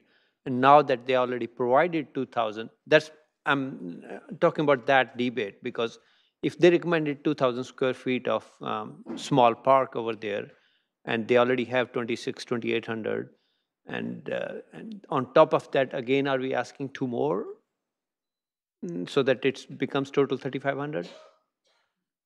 Because they recommended initially, as per their, at that time they didn't have that open space, and then they brought up 2,800 or 2,600. And are we asking again on top of this 28, we asking to reduce 2 more? Or your recommendation was before they brought 2,800? Yeah, so the recommendation for 2 additional units is based on the loss of 2 additional units is based on the plans that you see tonight, where they have incorporated a small tot lot, but staff didn't feel that that was adequate based on the overall size of the development of 54 units. Okay, so that's on top of the Urban Field recommendation, staff is recommending that. Okay, thank you. Okay, so the applicant says that there's, in addition, 17,000 square foot of, I guess, open space, including like some of the backyard area, and that should count towards the, I guess, the open space. Is that something that the city would agree about? It was part of the applicant's presentation. Yeah, I think, yeah, Jim and I had this discussion before the meeting, and it's essentially, that's the overall open space. We have to be careful how we use that term. It's landscaped area and it's amenity space. Some of it does have seating area, but how we defined the area, some of it is private open space, so the patio areas for each individual unit. But as was discussed in the presentation, is we're looking for aggregated space that say that groups of people, either it's residents or residents and their friends or family, could utilize in a, in a unified space. So that's the distinction between the two. Yes, there are amenities on site. Yes, there is open space and landscaping, but the direction was to recommend additional open space that would be used by anyone there or together. Open and aggregated. Accessible to all of the, all of the Open, residents. all as residents. Outside of their private backyard space. Got it. Thank you. Thank you. Madam And, Chair. let me finish. Okay. Okay, so the applicant says that that work-live area, it's not going to be an option when the purchaser buys this. They're not going to be offered an option to convert that into a living area. It's going to be configured as a work space. So could we make that condition our condition? You could, but it would be very difficult for us to, I mean, it's a difficult thing to implement. The space is set up, I don't think it's that distinctive in terms of showing it as a commercial space.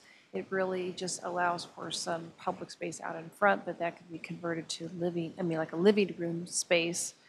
So the live work is really, it was intended to be a flexible space in the event that that is a market demand. So essentially we're controlling the market then if we make that decision, because it isn't required under the current general plan policies. But we're not requiring it. I thought you said you wanted to, yeah, it's right now it's basically, they have the option, it's the purchaser who has the option to utilize that space or not. And I thought you were asking, could the city require that it have a commercial operation?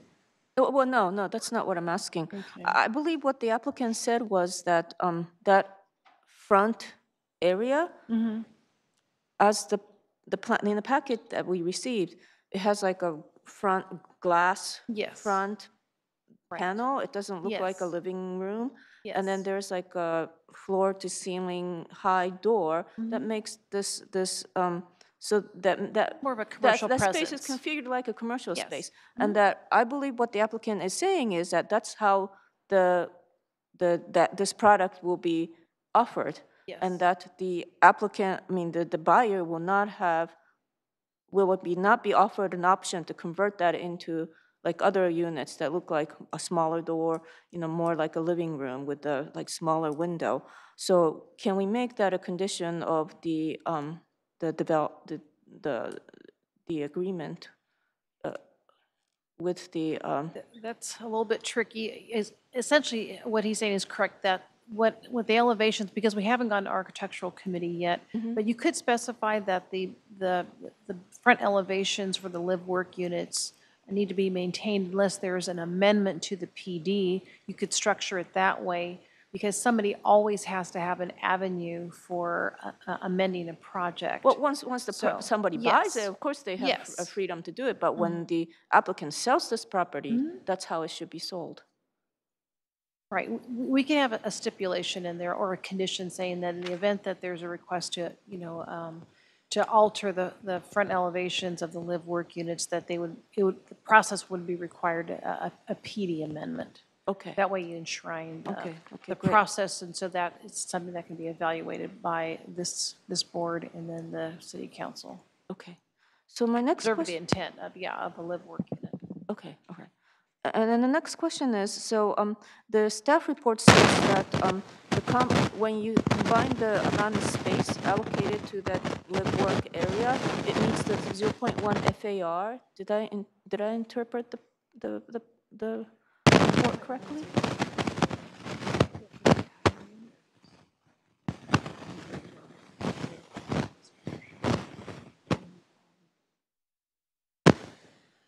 So, yeah, there's a distinction whether or not the entire unit is given credit for the live work, because that's, in a similar situation, we did that on the project that I worked on at the Essex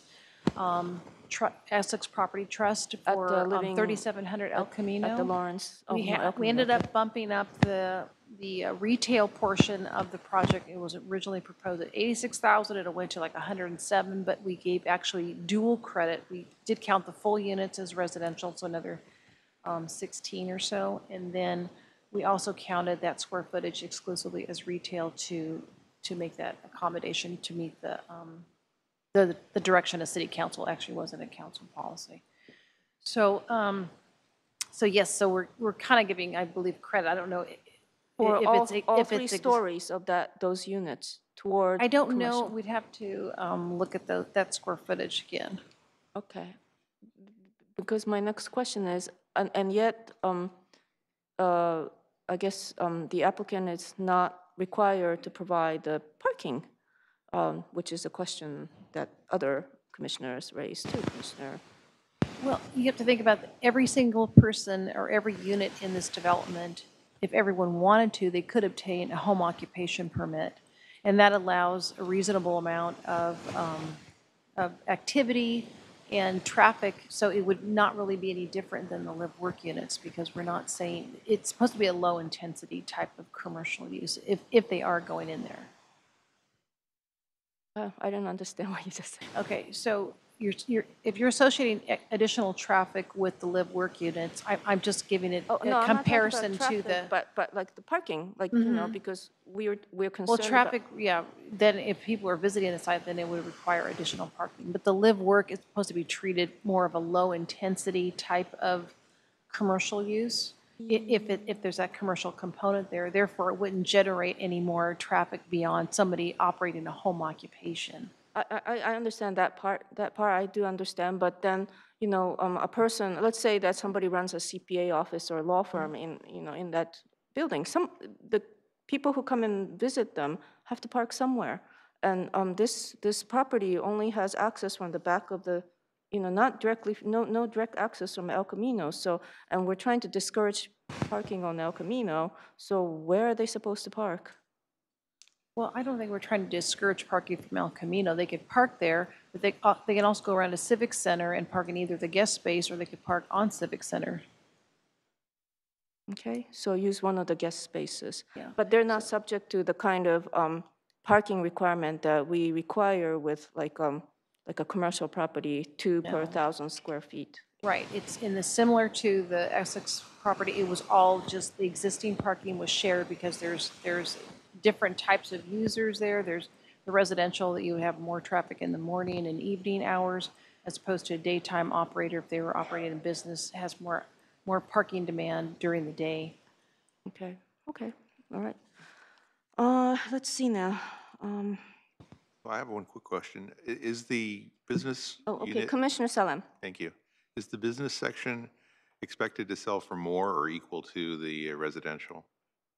That's a great question, and we don't quite know. I mean, my belief is it's going to cost us more to create, you know, those units, you know, just because of the more of the glass facade and the, you know, higher security glass doors. But ultimately, the market will decide. I personally, having, you know, been kind of a consultant and working on my own, and having a wife who's an independent businesswoman as an MFT, believe that there's a need for this and that it would generate more revenue. But that's just a guess at my point. I mean, the market will ultimately decide. Okay, Commissioner Jay?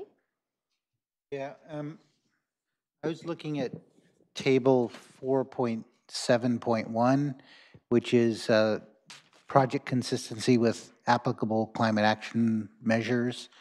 And I noticed here that the project proposes electrical outlets in the front porch of each townhouse to facilitate the use of electric leaf blowers and things like that.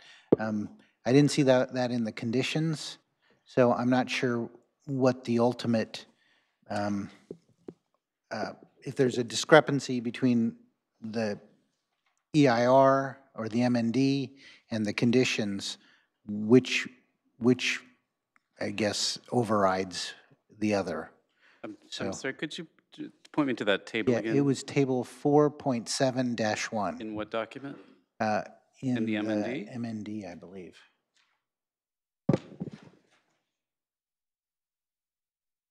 Yeah, in the MND. And then there's also a thing, it says, the project proposes a total of 54 EV charging stations, 1 station in each townhouse parking garage.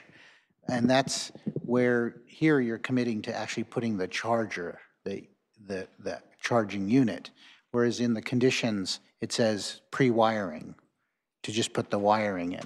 So I'm just wondering which of those is your intention? Okay. It's pre-wired for the ability if somebody has an electric car to. That's what I would have expected. I was kind of surprised that that was in the MND to put in the charger. So I just wanted to clarify what your intent was. And so I guess I would just ask that later on when we go and vote on this, that we modify some of the conditions to basically add the outlets in the front, which I think just aren't in the conditions, they're in the MND. Yeah. And then to further require that, specify the type of electrical outlet. Just, it's a 30 amp, 220 volt, just to, specify that, level 2, yeah. And Commissioner Chahal, we can certainly add whatever terms you'd like. Just a note, there is that standard condition C20 that provides that the applicant shall comply with the mitigation measures in the adopted mitigation monitoring reporting program. So if it's in the MMRP, he'd be required to comply with it, even if it's not expressly listed as a separate condition of approval. So whatever strictest will apply. Whatever strictest will apply, okay. That was We can my certainly understanding. spell it out too, if you'd prefer. I see, okay, I just wasn't clear, yeah. We could have that condition because it's considered part of the project. It's usually not identified as a mitigation if it's incorporated into the project. But we can specify that as a condition to require the 1 EV charging station per unit. Okay, okay. We're not asking for, I'm not asking for the charging unit. I'm just asking for the wiring, yeah. Yeah. Which is the less strict of the two. So I guess I would. Okay. In this case, there's like the city attorney had said, whichever is stricter overrides. But here, I want to specifically say I don't want the stricter. Makes sense? Don't get me in trouble, Commissioner. It's an additional burden on the applicant to put in the actual charging unit than to do the wiring. We're okay either way. The only thing that I've experienced, and just to let you know, I mean, you're going to be happy to hear that at Tuscany, I think we were required to have 2 or 3 EV stations. We doubled that, and then we came back and actually, I think, tripled it. And it's just the wave of the future. You know, I mean, you see, people going to EV. I'm not there yet, but hopefully soon will be.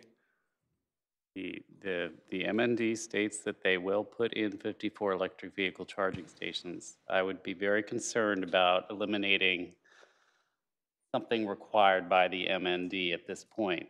Okay, I'll let it stand. My recommendation is not to do that. Does that include guest parking? No, it's it just says the for the townhouses. units. 1 in each garage is required in the MND. If we want to eliminate that, we'll have to analyze the environmental impacts. We don't want to do that. Okay, got it. So is there any plan to add wiring for the guest parking? No, so EV wiring? the guest spaces. Yeah. No, I mentioned what we had done before was at is a rental community, and so actually, we as the manager of that property can allocate. We typically wouldn't do it for a guest parking spot. Oh. Have an EV station. I see. But then, some of it is it's expected to be used for commercial. If this is live work. But all of those commercial owners will have their own EV station in their garage. This you would but say. But not for their guests. Not for their guests or their clients. All right. So I guess there's one issue that the staff raises in her report, which is the additional public space, 1450 square feet, that is recommended by the staff. So If my fellow commissioners have an opinion on that, I would like to hear it, so. Madam Chair, if I may, I was interrupting you before and you said, wait till I finish. Sure. So just a little clarification. What Gloria had talked about is correct. So on the plan, it was 17,900 square feet. That's existing. That's not park area per se, but it's common usable open space. The private open space that she mentioned, the patios, is an additional 5,400 square feet, plus or minus. So at that point, I was just a little bit, I guess, put off in reading the executive summary where it said we were only providing an average of 38 square feet per unit of common space, and then comparing us to what other cities require. We are, in fact, above what the city of Mountain View would require, above what the city of Sunnyvale would require, and well above what the city of Hayward would require. Can we see that on the map, please, on the site plan? As submitted. Okay. Yeah. Can we pop that up? And just a reminder, Um, once you get yes. that up, this is the time to ask questions of the applicant. So if you have questions about that park space, feel free to ask, Yeah. but save any opinions until after the close of the public hearing. Oh, okay. Got it. Thank you. Oh, okay. So there's another exhibit that shows it out in green, but this entire paseo is considered common open space, the paseo between the buildings, the frontage landscape, basically the landscape along here, and the landscape along and walkway along here. That totals 15,900 square feet. The park. 17,900 earlier, but it's What? 15,000. No, no. That's 15,900 square feet. Okay. This tot lot Uh-huh. is an additional, 2,068 square feet, Okay. which brings the total common open space, as you can see right here in the initial study, to 17,900 square feet. Okay. On top, that's for common use. Common. Private open space use, which are basically just the patios. Each patio is between 6.5 and 7 feet deep by about 16 feet wide. It's a little over 100 square foot per unit.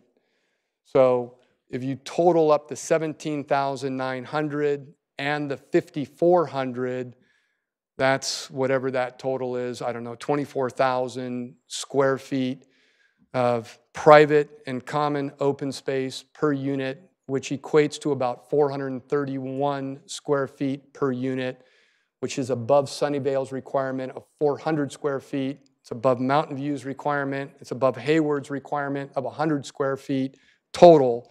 And so my point is, I just didn't like being categorized as doing something substandard relative to other cities. Okay. And can I see the elevations again on the walls facing those common areas then? Corey, just stay over there for God's sake. Okay, yeah, so this is the elevation. It's kind of hard to see. Corey, can you go to the floor plan? Because I think it might show a little bit better. Oh, right there. Okay, let's see if they show it here. So basically, it's not shown. I have my site plan that shows it very clearly. Oh, yeah, here we go. So you can see basically this patio, each of these units, this is the 6.5 to 7 foot depth by 16 foot width. That's the entry to the unit. Yeah, so as you kind of walk Okay. up the step though, there's a step and then I think that there's like a low wall with a little wrought iron on the top and you come to your patio and and some of the patios then you'll have the second floor unit, kind of extending over the top so it's a little bit, we change the elevation. So some have like a little roof pitch, some have a kind of a shed roof over the top. It's a way that we semi-enclose, the front door to the unit, but also allow them, if somebody wanted to have, that's where you'd put like, if you had like a little Smoky Joe barbecue or plants or something like that on the low wall in your little patio area. It's not locked, it's not living space. It's private open space. Can I see the elevation on the very left of that property? Not the building facing El Camino, but the one perpendicular to it. I'm not sure the Is question. that the elevation? One of the actual. That's the only one you have? So that building to the left? Wait, Corey, stay there where you were. Yeah, okay, this building right here? That building, yes. Can I see the elevation, the left-facing elevation? This elevation? Not that side, but the left. Oh, this end? Yeah, that one. Okay, so it's basically identical to the other elevations that you saw without the commercial glass enclosure. So it would just be a straight wall with a wooden or a residential door, if you will. But we have basically two different styles. We have an Italian and, was it Spanish? Italian and Spanish, two different types of elevations. But the colored elevations that we showed you, that showed the two units for buildings facing El Camino, are basically identical to these other elevations with, yeah. Well, I think I got the picture, but yeah, sure, I'd love to see it. It's just more residential in nature. So what I'm hearing is that strip of land that you're saying is an open and common area among all the residents, well, in essence, that's an access way to get into the front door. Yes. Okay, so it's not really like a park area, or common recreational area. It's a walkway. It's a landscaped walkway, but when cities look at the plan, right, they include that as common open space.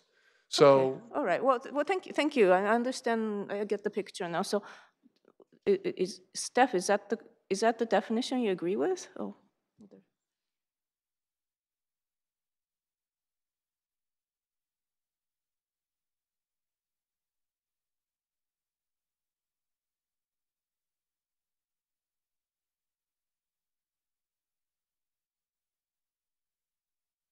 Because the applicant is including all the walkways to access all the front doors as common open space. But I mean, is that a fair characterization, or? So the city of Santa Clara does not have a strict definition of what common open space is, which is why we referenced other cities. And based on our research and what we commonly see in other projects, that common open space is typically characterized as usable area for recreation, meaning it would not be inclusive of landscaping areas, walkways, et.cetera. And when we calculate like the in lieu fee for park fee, do we allow the applicant to count towards? No. Okay. I have the ordinance in front of me, and it specifically precludes from counting as private open space any features required to be included by zoning and building codes and other applicable laws, including yards, court areas, setbacks, decorative landscape areas, and other open areas. The point is, they're either required to dedicate public open space, and for that there are minimum size requirements. The point is that be usable to the public, or we will give them a partial credit for private open space as long as it supports active recreational uses and meets certain size requirements.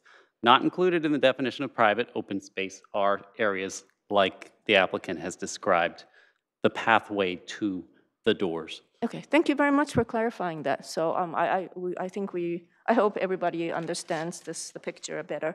Okay, so any more questions for the applicant? Jerry, Casey, can I just add one thing to this discussion too? Yes, please. While the park ordinance does give credit for private open space, like this aggregated area, this does not meet the size requirement, so they're not getting any credit for any on-site amenities. They have to pay the full park fee. Okay, So thank just you. to let you know. So Okay. what they're offering here is it doesn't give them any credit, doesn't give them any financial, relief at all. So it's just an amenity that's provided basically as part of the development. Okay, thank you for clarifying that too. Okay, thank you. All right, any more questions for the applicant? You. Okay, Commissioner Jane. So why does it have to be 54 or 52? Why can't it be 53? Well, my application is for 54. The city can answer why they chose 52. I believe that it was because of an earlier letter that Urban Field Studios sent saying lose two units to create a small park. We were able to create a small park without losing the units, and they're sticking with their lose 2 units. I do want to point out, because I did some calculations, that if we lost the 2 units and the park size increased, as the city attorney correctly pointed out, the parkland ordinance, right? If we didn't pay any fee at all, we would be required to dedicate approximately, I think it's about 16,000 square feet or so of land area. They look at the number of units, the amount of people per unit, and they kind of come up. So if we did that, we wouldn't pay the $1.326 million. If the city staff, I guess persist, or you as a board decided, hey, we think it would be better to lose 2 units and create more, or even lose 1 unit and create more parkland, I would say then if we're increasing the size and we're meeting, say, 25% of the parkland area, even though it would be for a private residence, I would say, well, give me a credit against my fees. And I worked that out. And essentially, it would be about a $331,000 discount off of our in lieu park fees. We never not once asked for credit from the city for the, roughly 2,100 square foot that we're allocating for our future homeowners right now. But I think that if that was your direction, or if that's ultimately City Council's direction, I would say, well, then I think a credit against the fees is appropriate. But at this point, I just don't see the value of losing units to create 750 more square feet or 1,500 more square feet. Yeah, I don't see you would get the credit because you have to meet certain requirements. You have to meet like 8 different features. It's pretty hard to meet all those requirements. And then you only get half credit. So yeah. It's, the city doesn't lose that much. Yeah. I do want to state that it's not that we're against this. There's the Esperanza property in Santa Clara. SCS Development did that project and actually created a 3-acre park for the city. That's over by, kind of Levi Stadium area. And, in that case, it was, 400, 500, kind of single-family homes and cluster homes.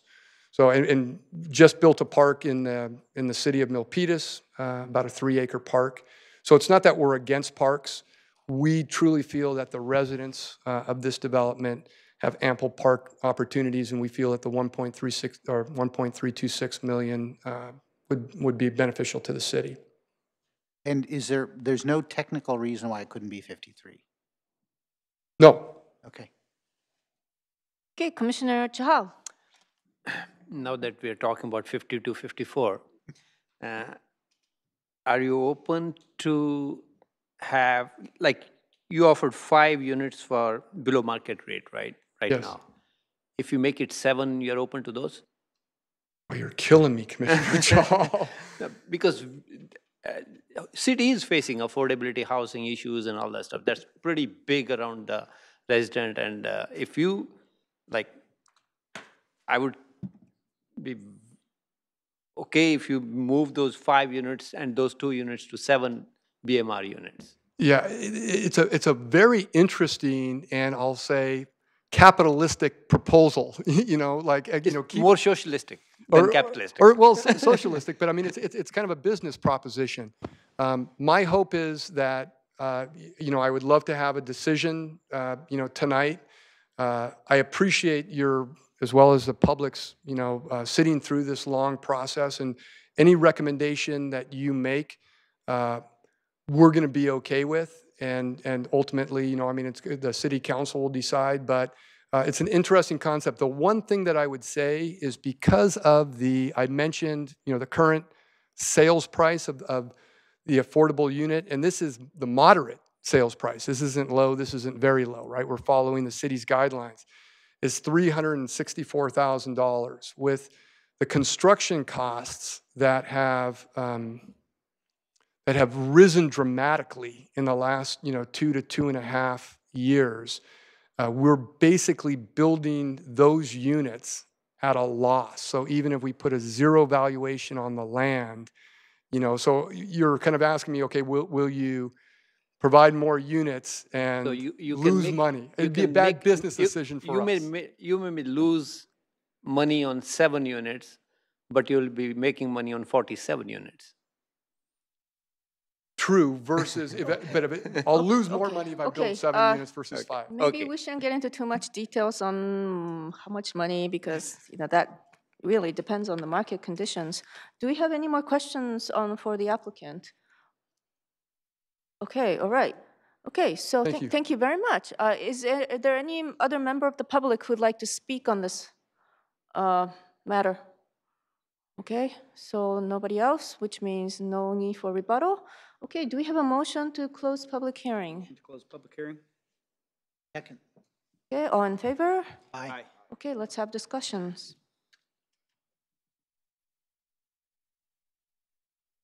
Okay, Commissioner Kelly. Okay. I really like the fact that we're getting some for sale units, because so many of the units along the El Camino have all been rental, and that we're getting 5 desperately needed alternative,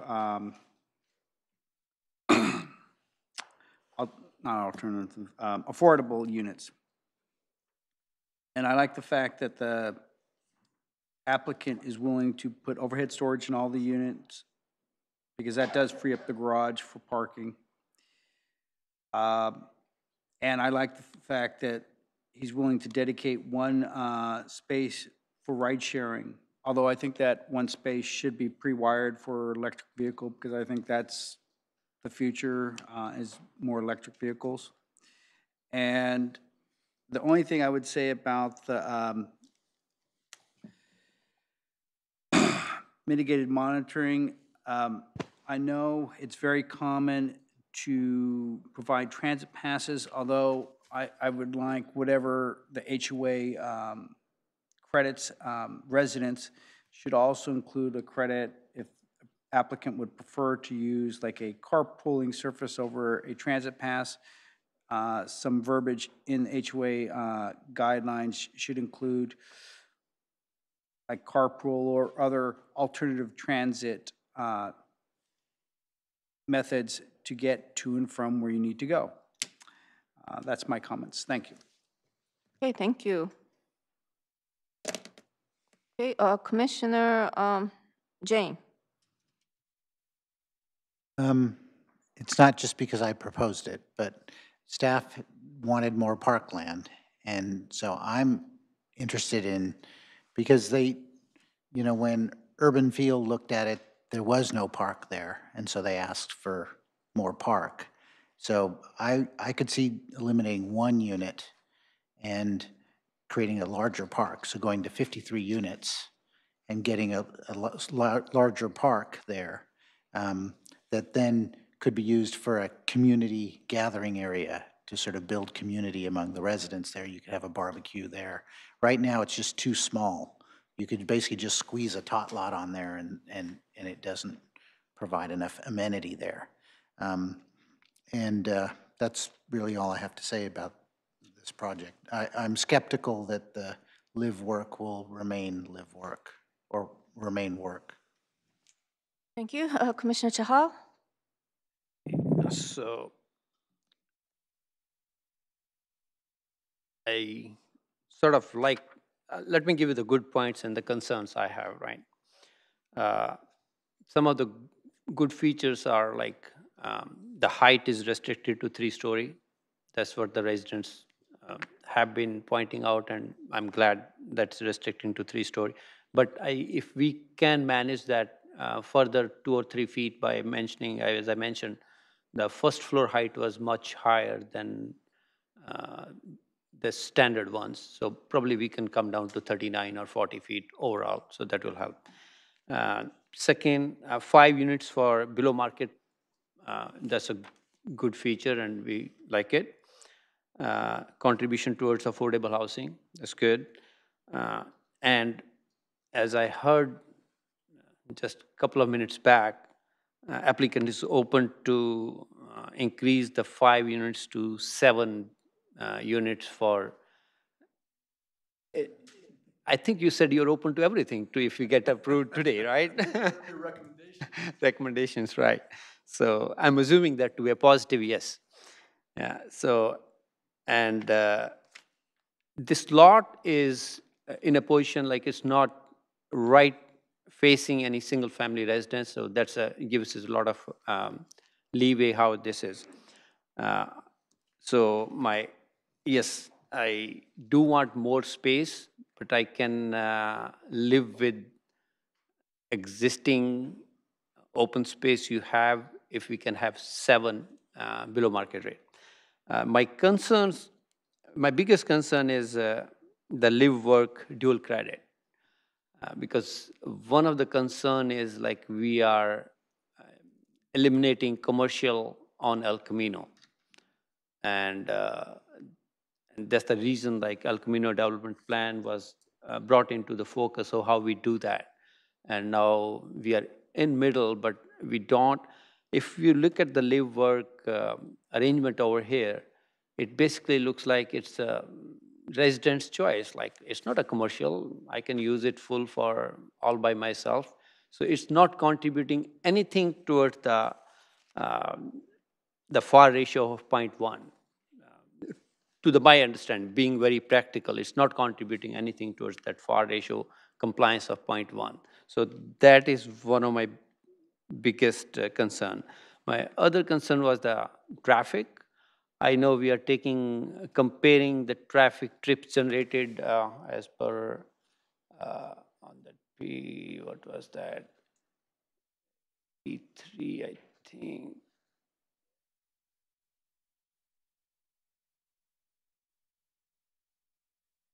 To the existing one.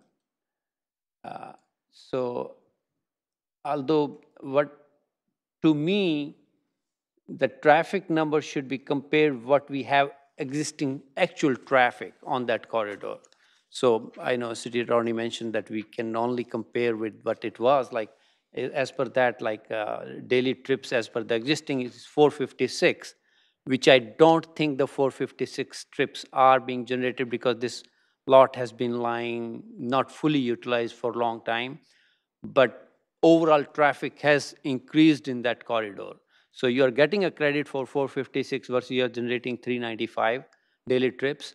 So that figure is like, I'm a little bit concerned about that because overall traffic has increased. So that's one of my concerns, like what credit you're getting is not helping the residents with the traffic issues on that. So, and one thing I would request the staff, like it has been an ongoing problem for any of these high density or some of these type of developments coming up, the roads which are existing, they get a lot of parking issues. So that's not for the developer, but can we have Civic Center Road have a restricted parking? Can we think of that? What would it take to make the Civic Center Road as a restrictive parking, 2-hour parking or something like that? Because there's a park next to that. People come right now and park next to park, but if, let's say there's an overflow from this development on that Civic Center Road, so the people who are trying to come to the park will not have a parking right next to that. And there will be overflow, like whatever practically we have to think about, there will be overflow on the Civic Center Drive. So my question to staff would be, can we make part of this development if we can make Civic Center Drive as a restrictive parking? We would have to go through our traffic engineering division for the parking permit program and either do that, or we could, yeah, it could be actually noted. It requires a resolution through city council to restrict the time parking if there's no permits involved, either way. Okay. So I didn't get it, like, it will be after traffic engineering studies that we can do that? Well, I don't know that it necessarily needs traffic study. It would be a recommendation to city council, but it would be part of the discussion that would take place if this development were to be approved, that there would be a review of putting timed parking, so time-limited parking. Time at limit Civic parking. Center. Yeah, that's what I'm thinking of. Like, if we can do that, then there will not be overflow from this building at least, or temporary overflow, right? But it will be a separate matter from what we're discussing? Yes. Okay. I'm not, It's through our public nothing to works do with the department. developer on that. It's just a suggestion, like, because of the upcoming problem, if we try to solve it right away, that would be great. Yeah. Okay, so I'm only waiting for developer on the 52 versus 7 units for BMR. That's my suggestion. Okay, thank you. So I'd like to clarify a couple of things. So Commissioner Chahal is asking for lower height. How does the applicant feel about that? Because it was raised earlier at the beginning, and I don't think we ever discussed that.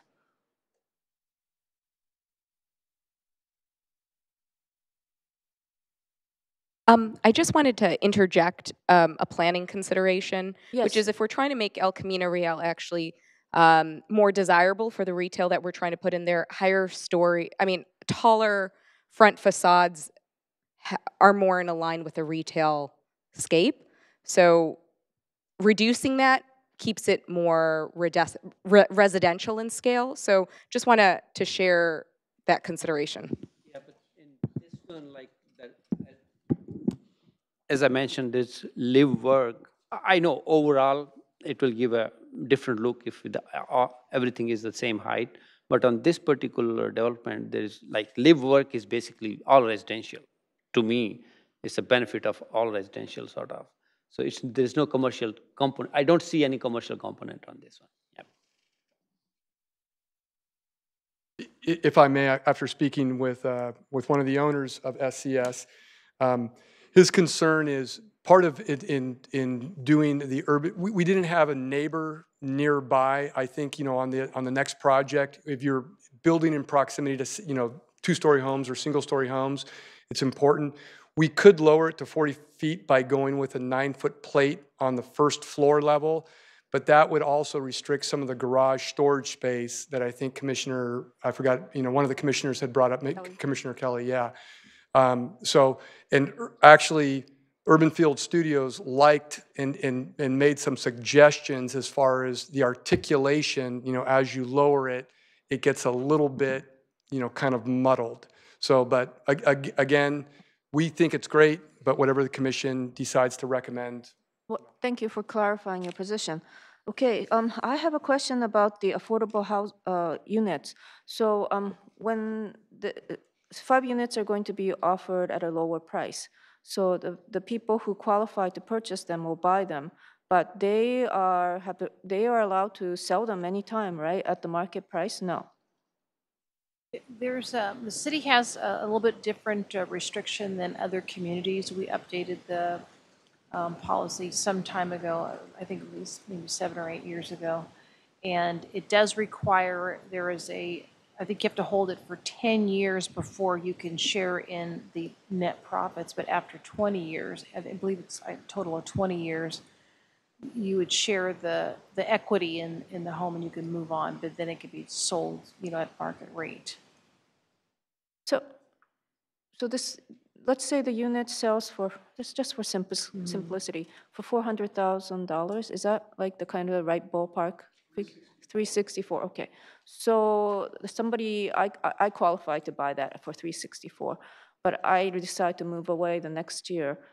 What happens to that unit? How is that going to be sold? Yeah, you wouldn't get anything. You would not share in any equity or appreciation in that regard. You have to hold it for 5 years, I believe, before you can start getting a proportion of the equity in the market as the price appraises in value. So the next, if I sell after 1 year, 364 is going You to have, be the it has to selling. be turned over and resold to another affordable, At another that qualified exact same buyer. price. Yes, within the first 5 years. After 5 years, let's say the property is worth 1 million, 1.5 million. How much do I get, and who gets the rest?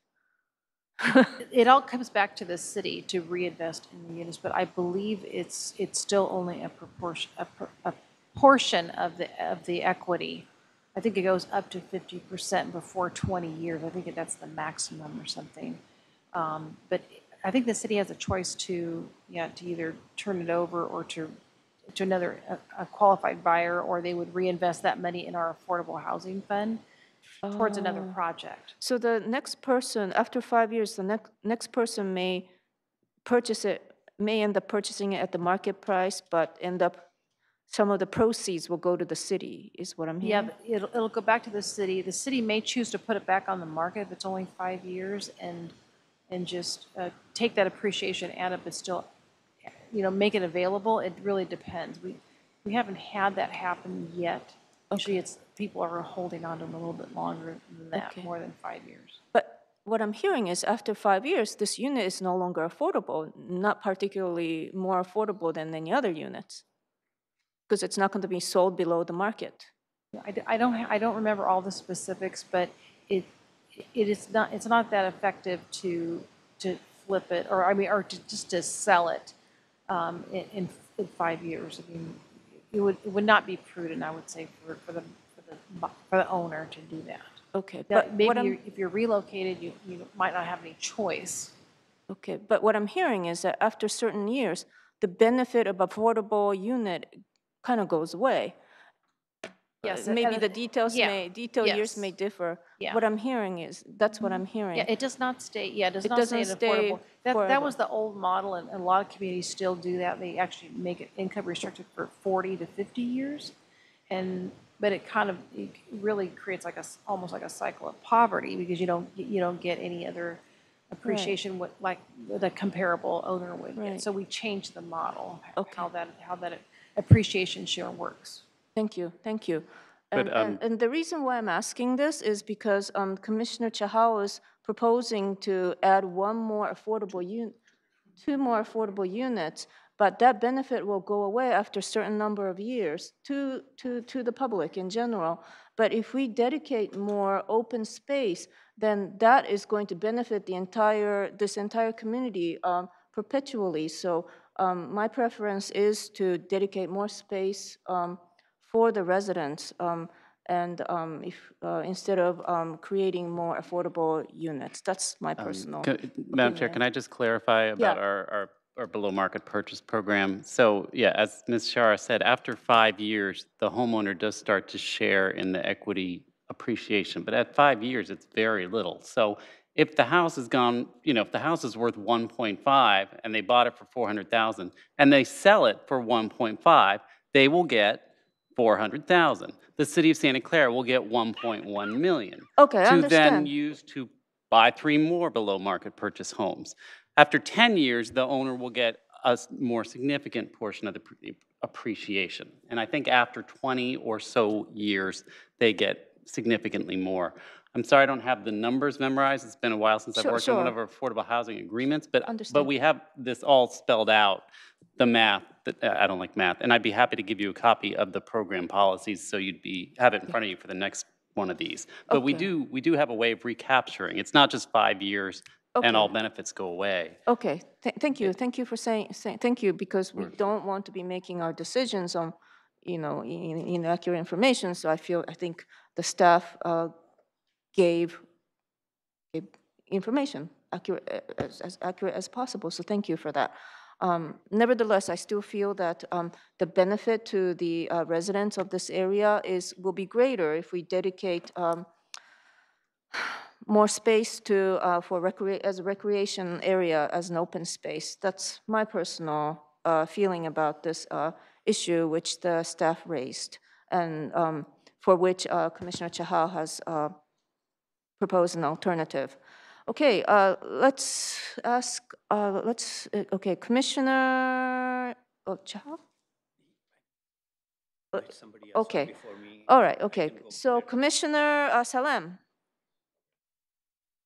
So has anybody notified the KFC of this development, the franchise owner? I'm sure the bill is stripped. You know, there have been a couple of different developers who've been looking at this particular property. They asked KFC many times to include their property as part of this development. no, not I as asked the developer to include it many times.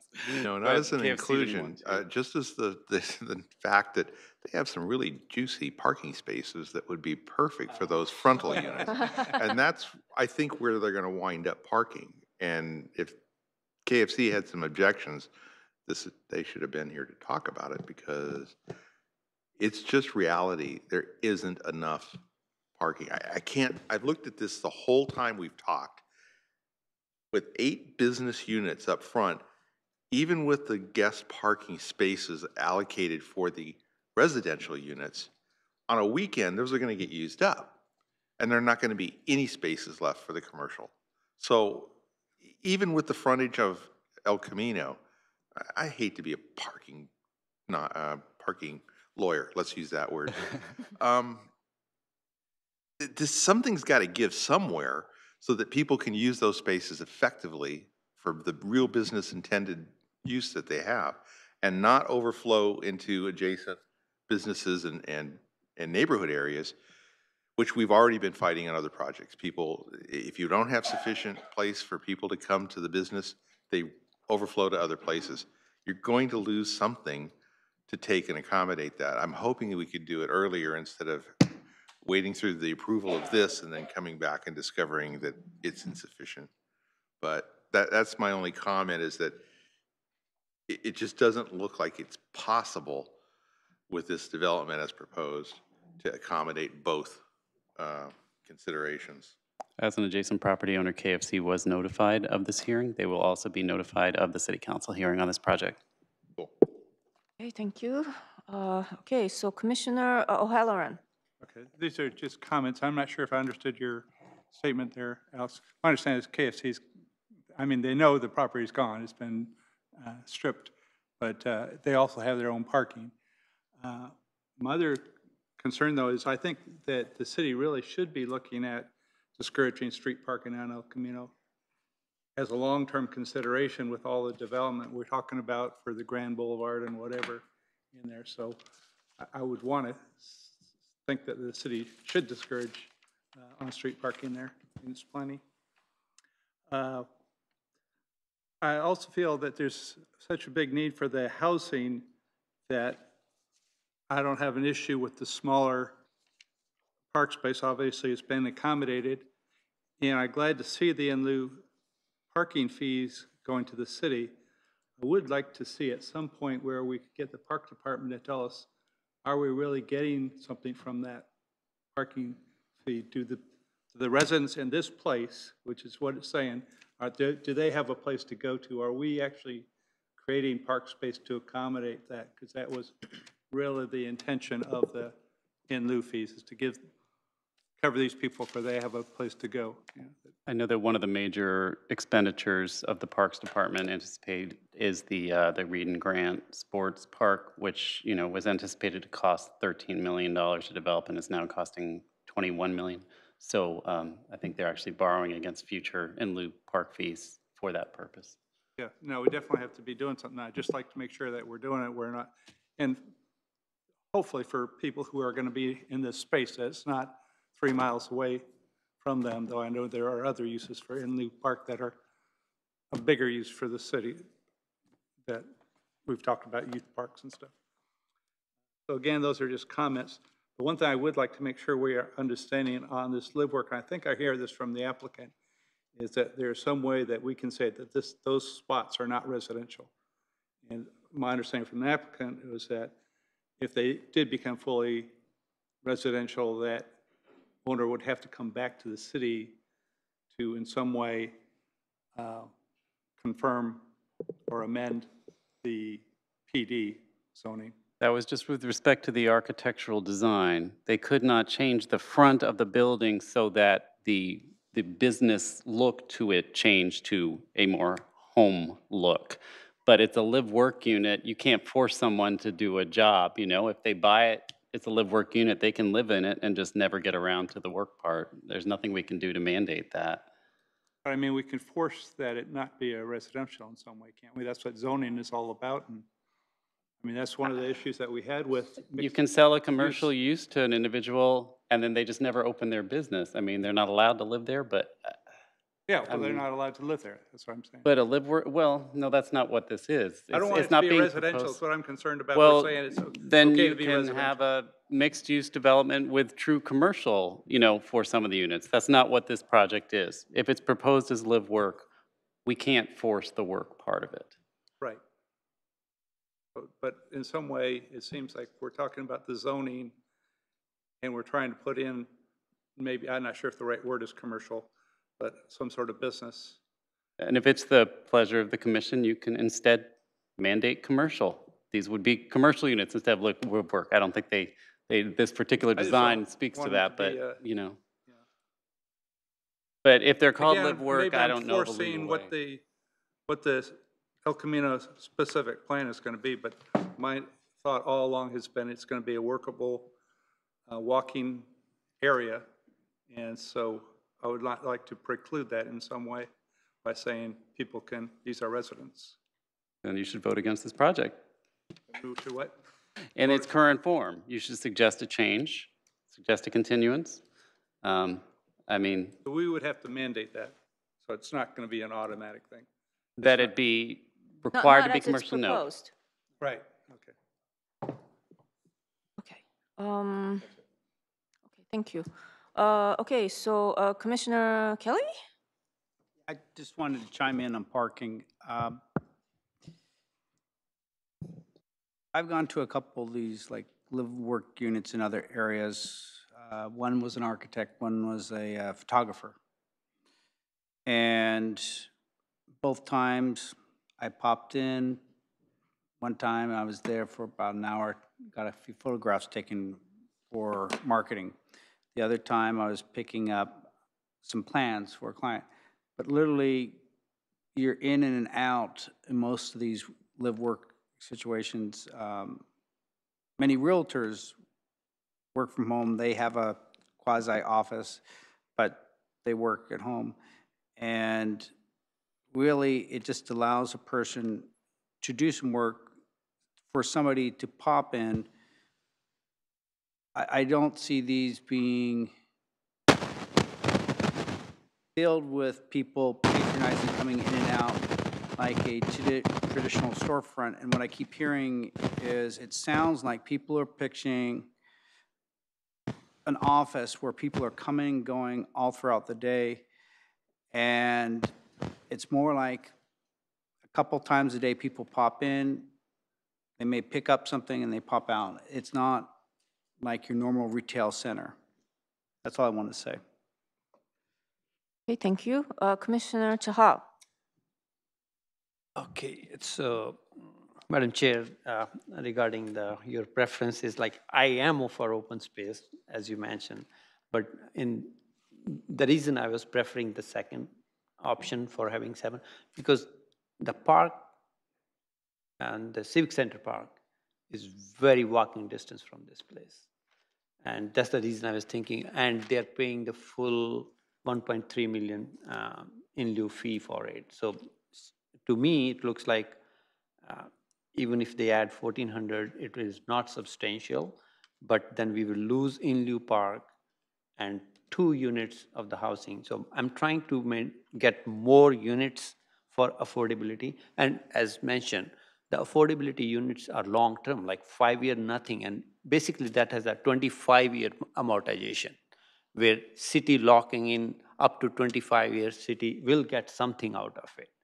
And to me, as of today, both problem, like we need more parks, but affordability of housing is a bigger problem. As of today, to me, that sounds a bigger problem. And that's why I was trying to go for the second approach, having 7 affordable below market rate units. So I just want to clarify on that. But Okay, thank you for. But I'm also struggling with the commercial as Mr.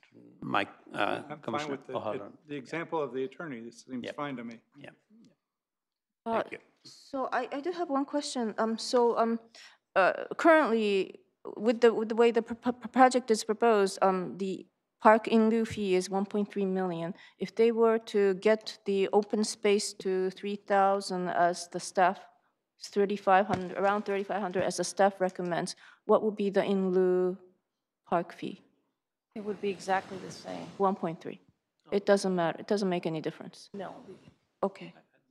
There's no discretion to give a credit unless it meets all the standards of the Parkland ordinance. This would still not be large enough to qualify for the credit. Or it wouldn't have the requisite amenities, I don't believe. So Okay. they would still pay the same amount of park fees. Got it, thank you.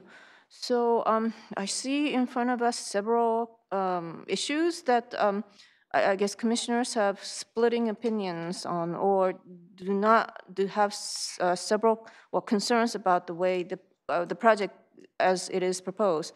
Firstly, live work space, is that going to work? And the parking situation, where are people going to park? Are they going to park on El Camino? And is that something we want to encourage? If they were to use guest space, my personal concern is, well, how they have to drive all the way around to get into those guest parking? And finally, how much open space should this community have?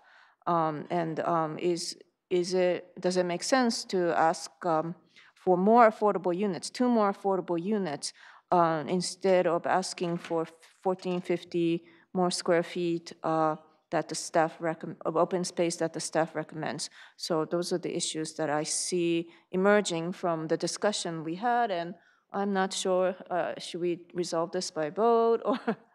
I have one question, clarification. Yes, Commissioner O'Halloran. On the affordable housing, is there a prescribed amount? Is there like 10%, and that's what the applicant is going towards? Yes, Commissioner O'Halloran, they are still subject to the city's general plan policy, which applies to for-sale housing.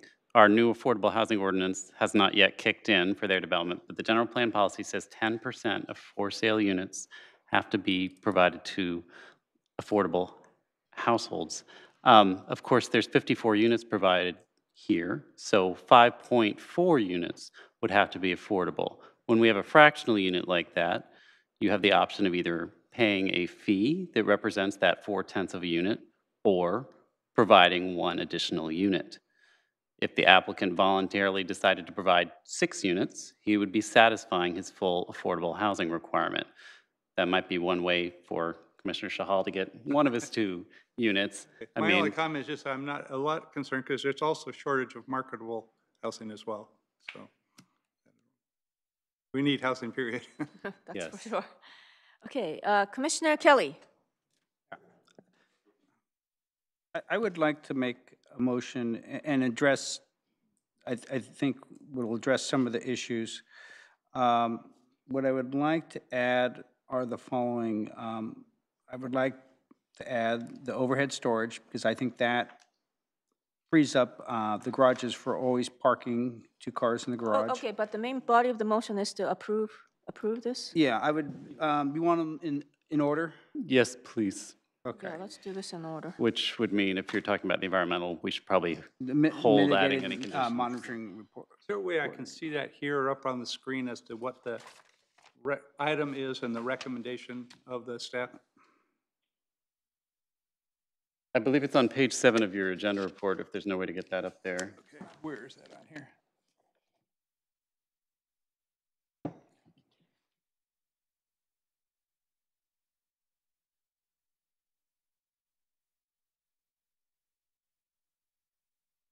Is that on the, Rosa, is that?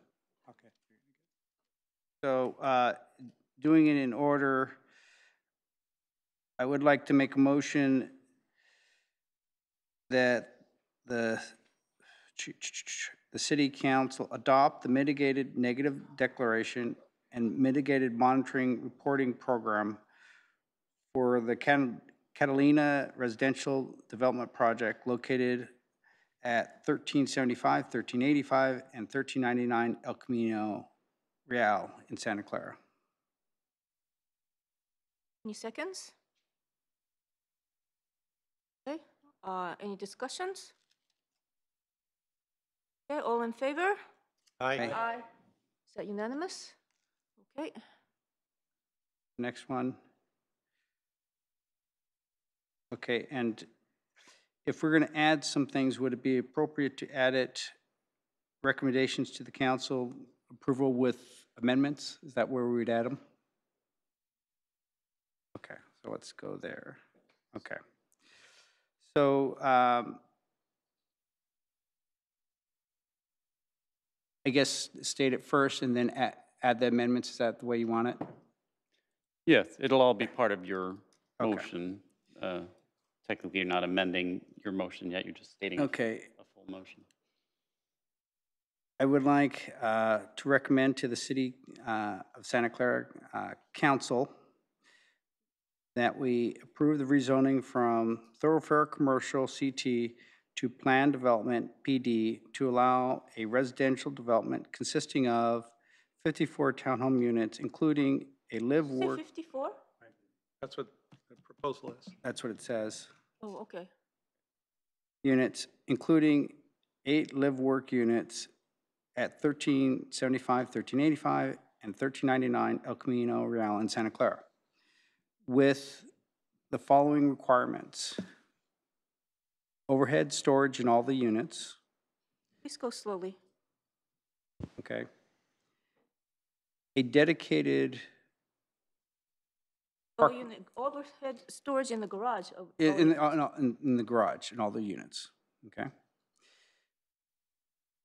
A dedicated ride-sharing space pre-wired for electric vehicle.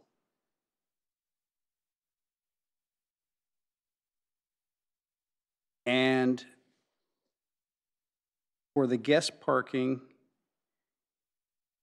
signage that indicates it's restricted to guest parking, and for the area closest to the live-work units, a time limit on the signage of, say, 2 hours.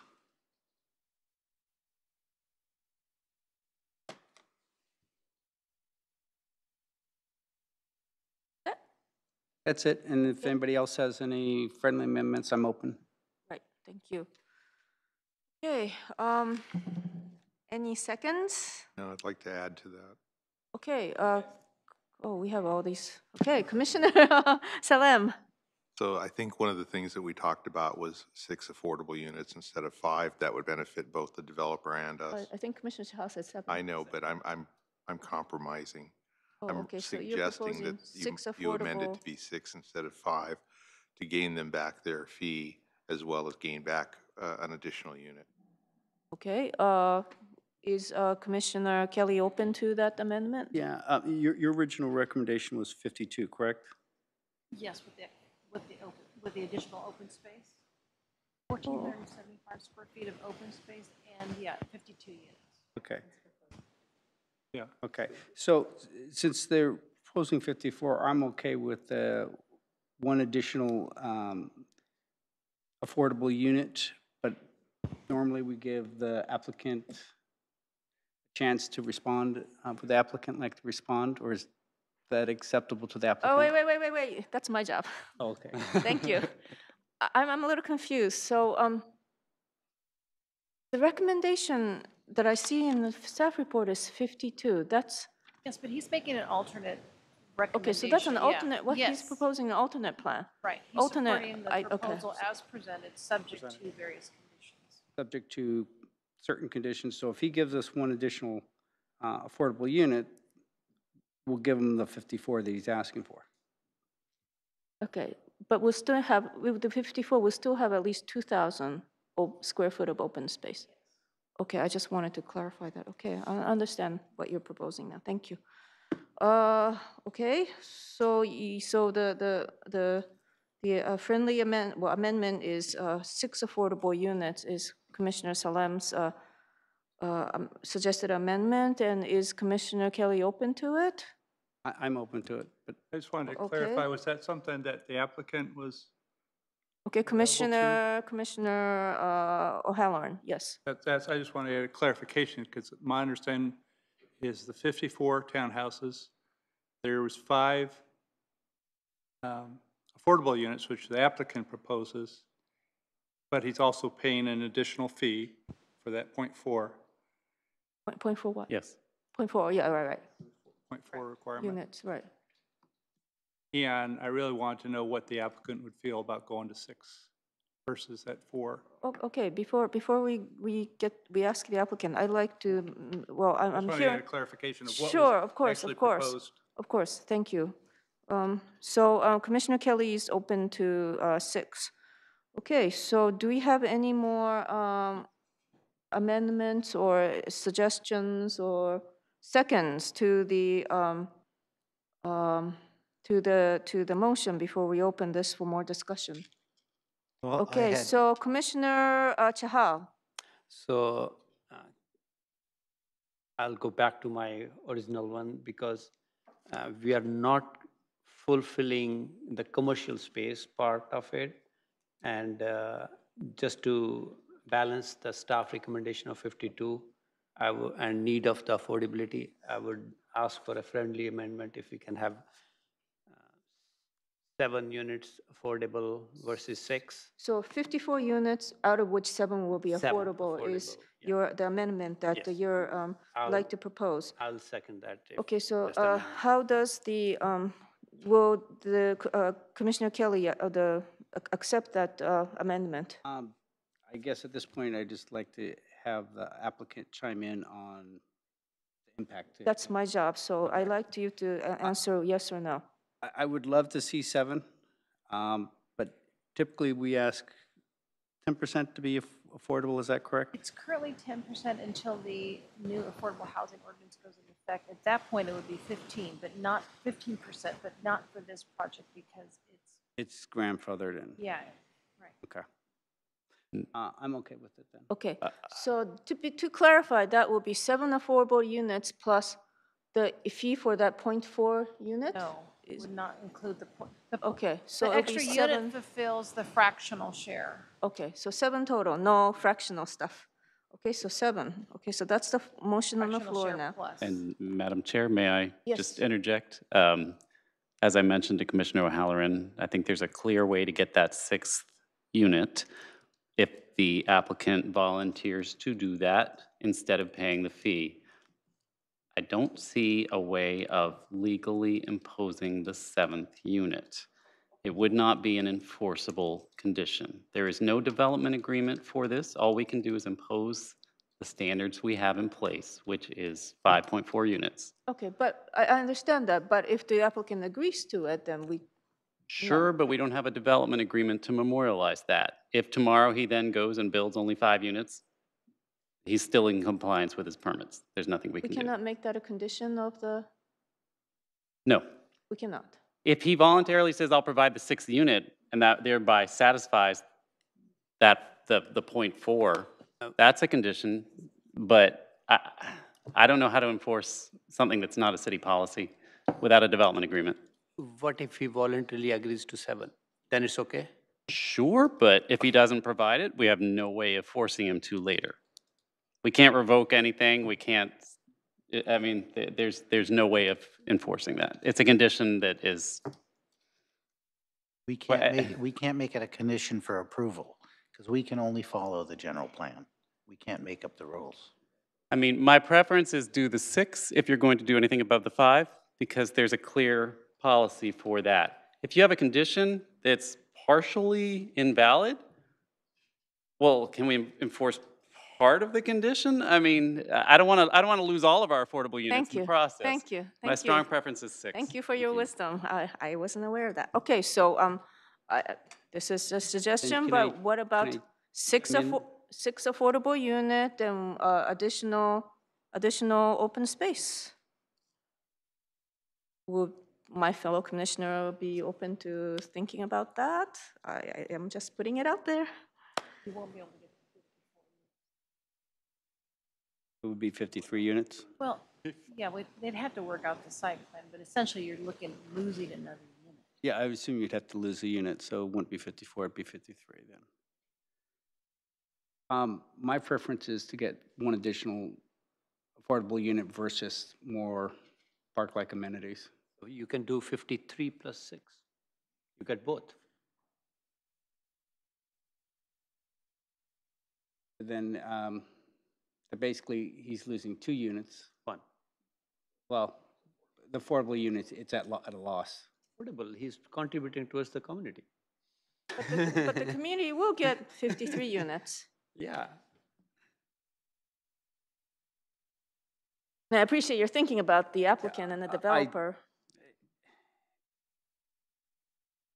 I'd love to see the open space, but I think we should ask for one or the other.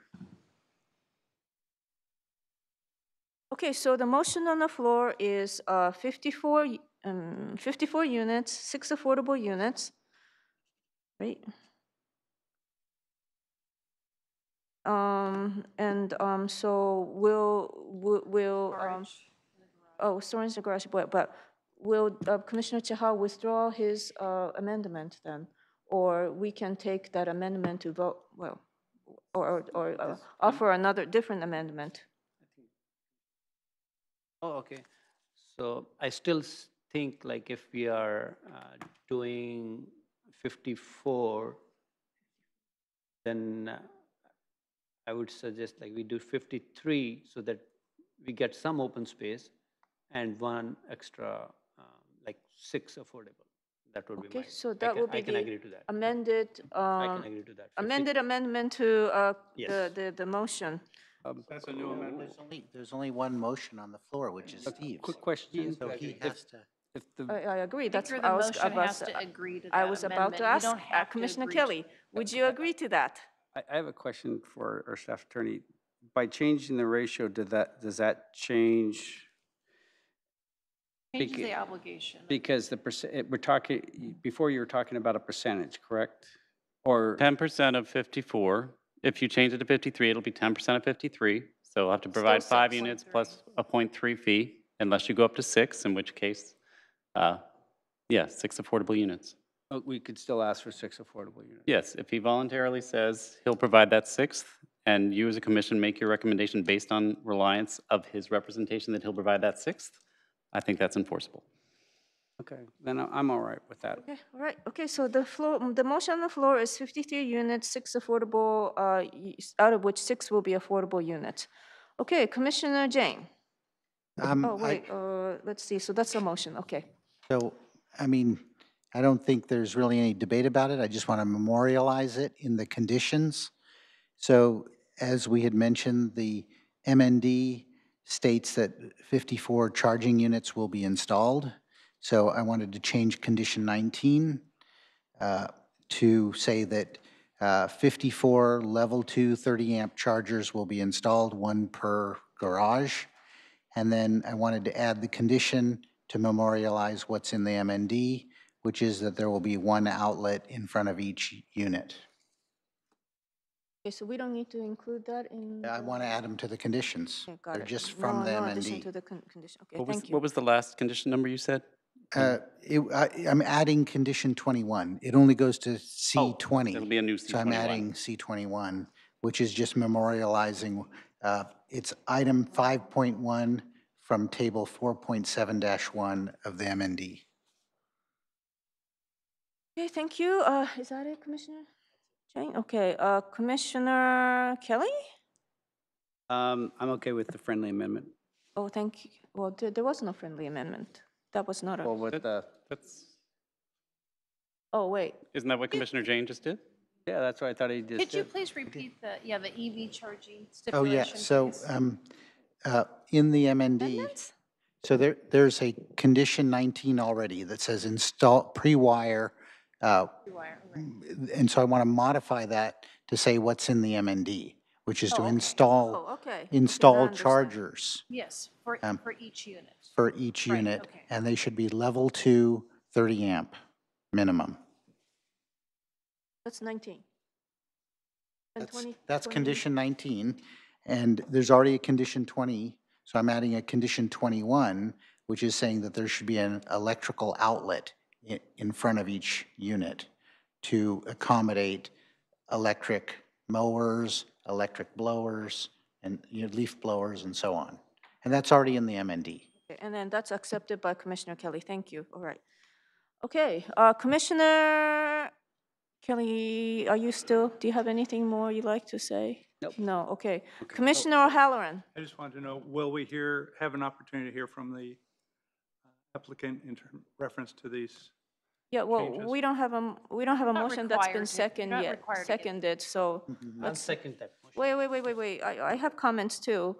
I think, I'd like to see the condition that the, parking be always made available for two cars at all times. That should be part of the CCNR, I believe, There already. Oh, okay. Oh, it is? Oh, okay. And then, one more thing.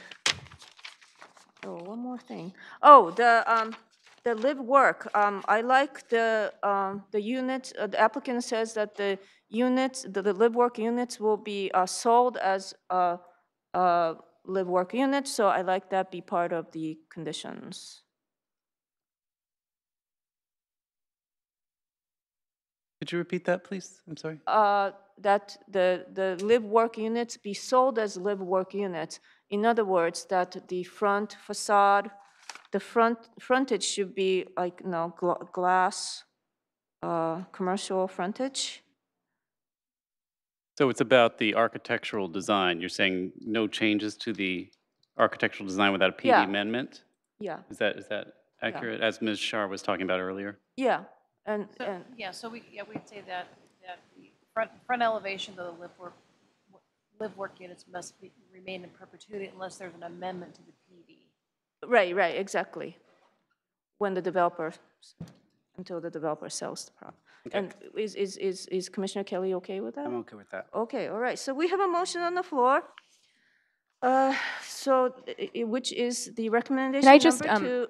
I just wanted clarification because I think, I forgot which commissioner amended Commissioner Kelly's motion to 53 units, but it wasn't specifically stipulated that that is to benefit open space. So for instance, if we made it 53 units, units could just be larger without Okay. the perhaps intended purpose. So, okay, so that will be the,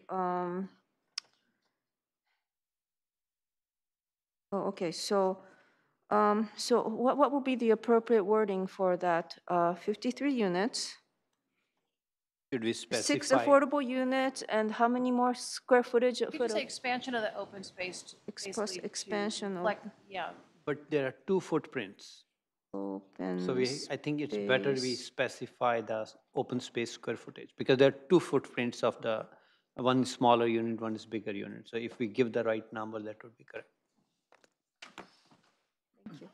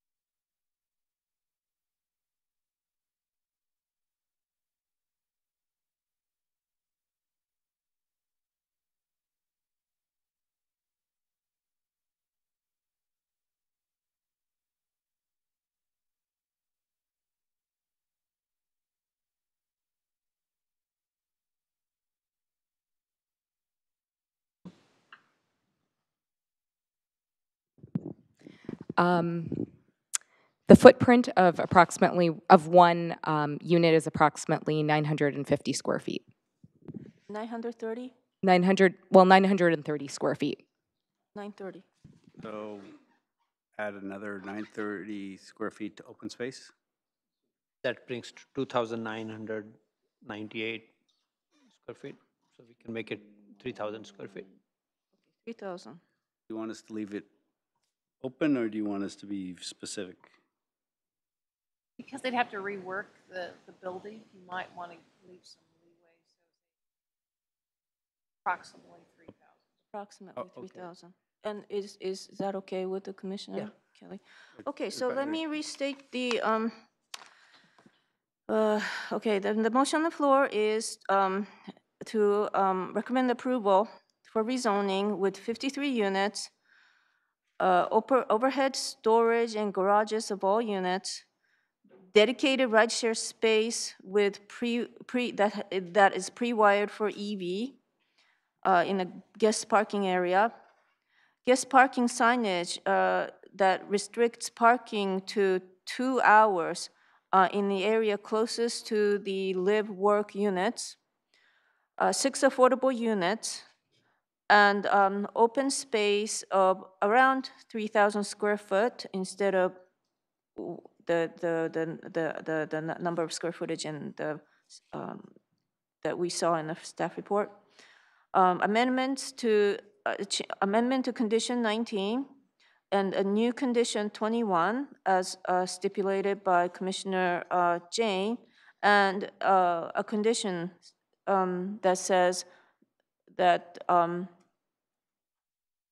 The front elevation of the Front. live work units shall remain in perpetuity unless there's an amendment to the PD zoning. got it. Thank you very much. Okay, so that's the motion, and is any second?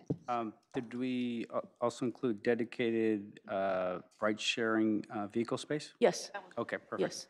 Any second? I'll second that. Okay, seconded by Commissioner Chahal. Okay, discussion. Comment is that I don't think the 900 square feet is worth it. Okay, Commissioner O'Halloran, thank you. Any other comments? All right, let's go to the vote. Commissioner Casey? I'm sorry. I was just going to say, I mean, this is staff's recommendation, so I, trust that staff felt that we needed more park space there, and that's sort of why I'm in favor of trying to add more park space there. Okay, thank you. Anyone else? Okay, all in favor? Aye. Okay, any opposed? Okay, one opposed, so the motion carries. Thank you.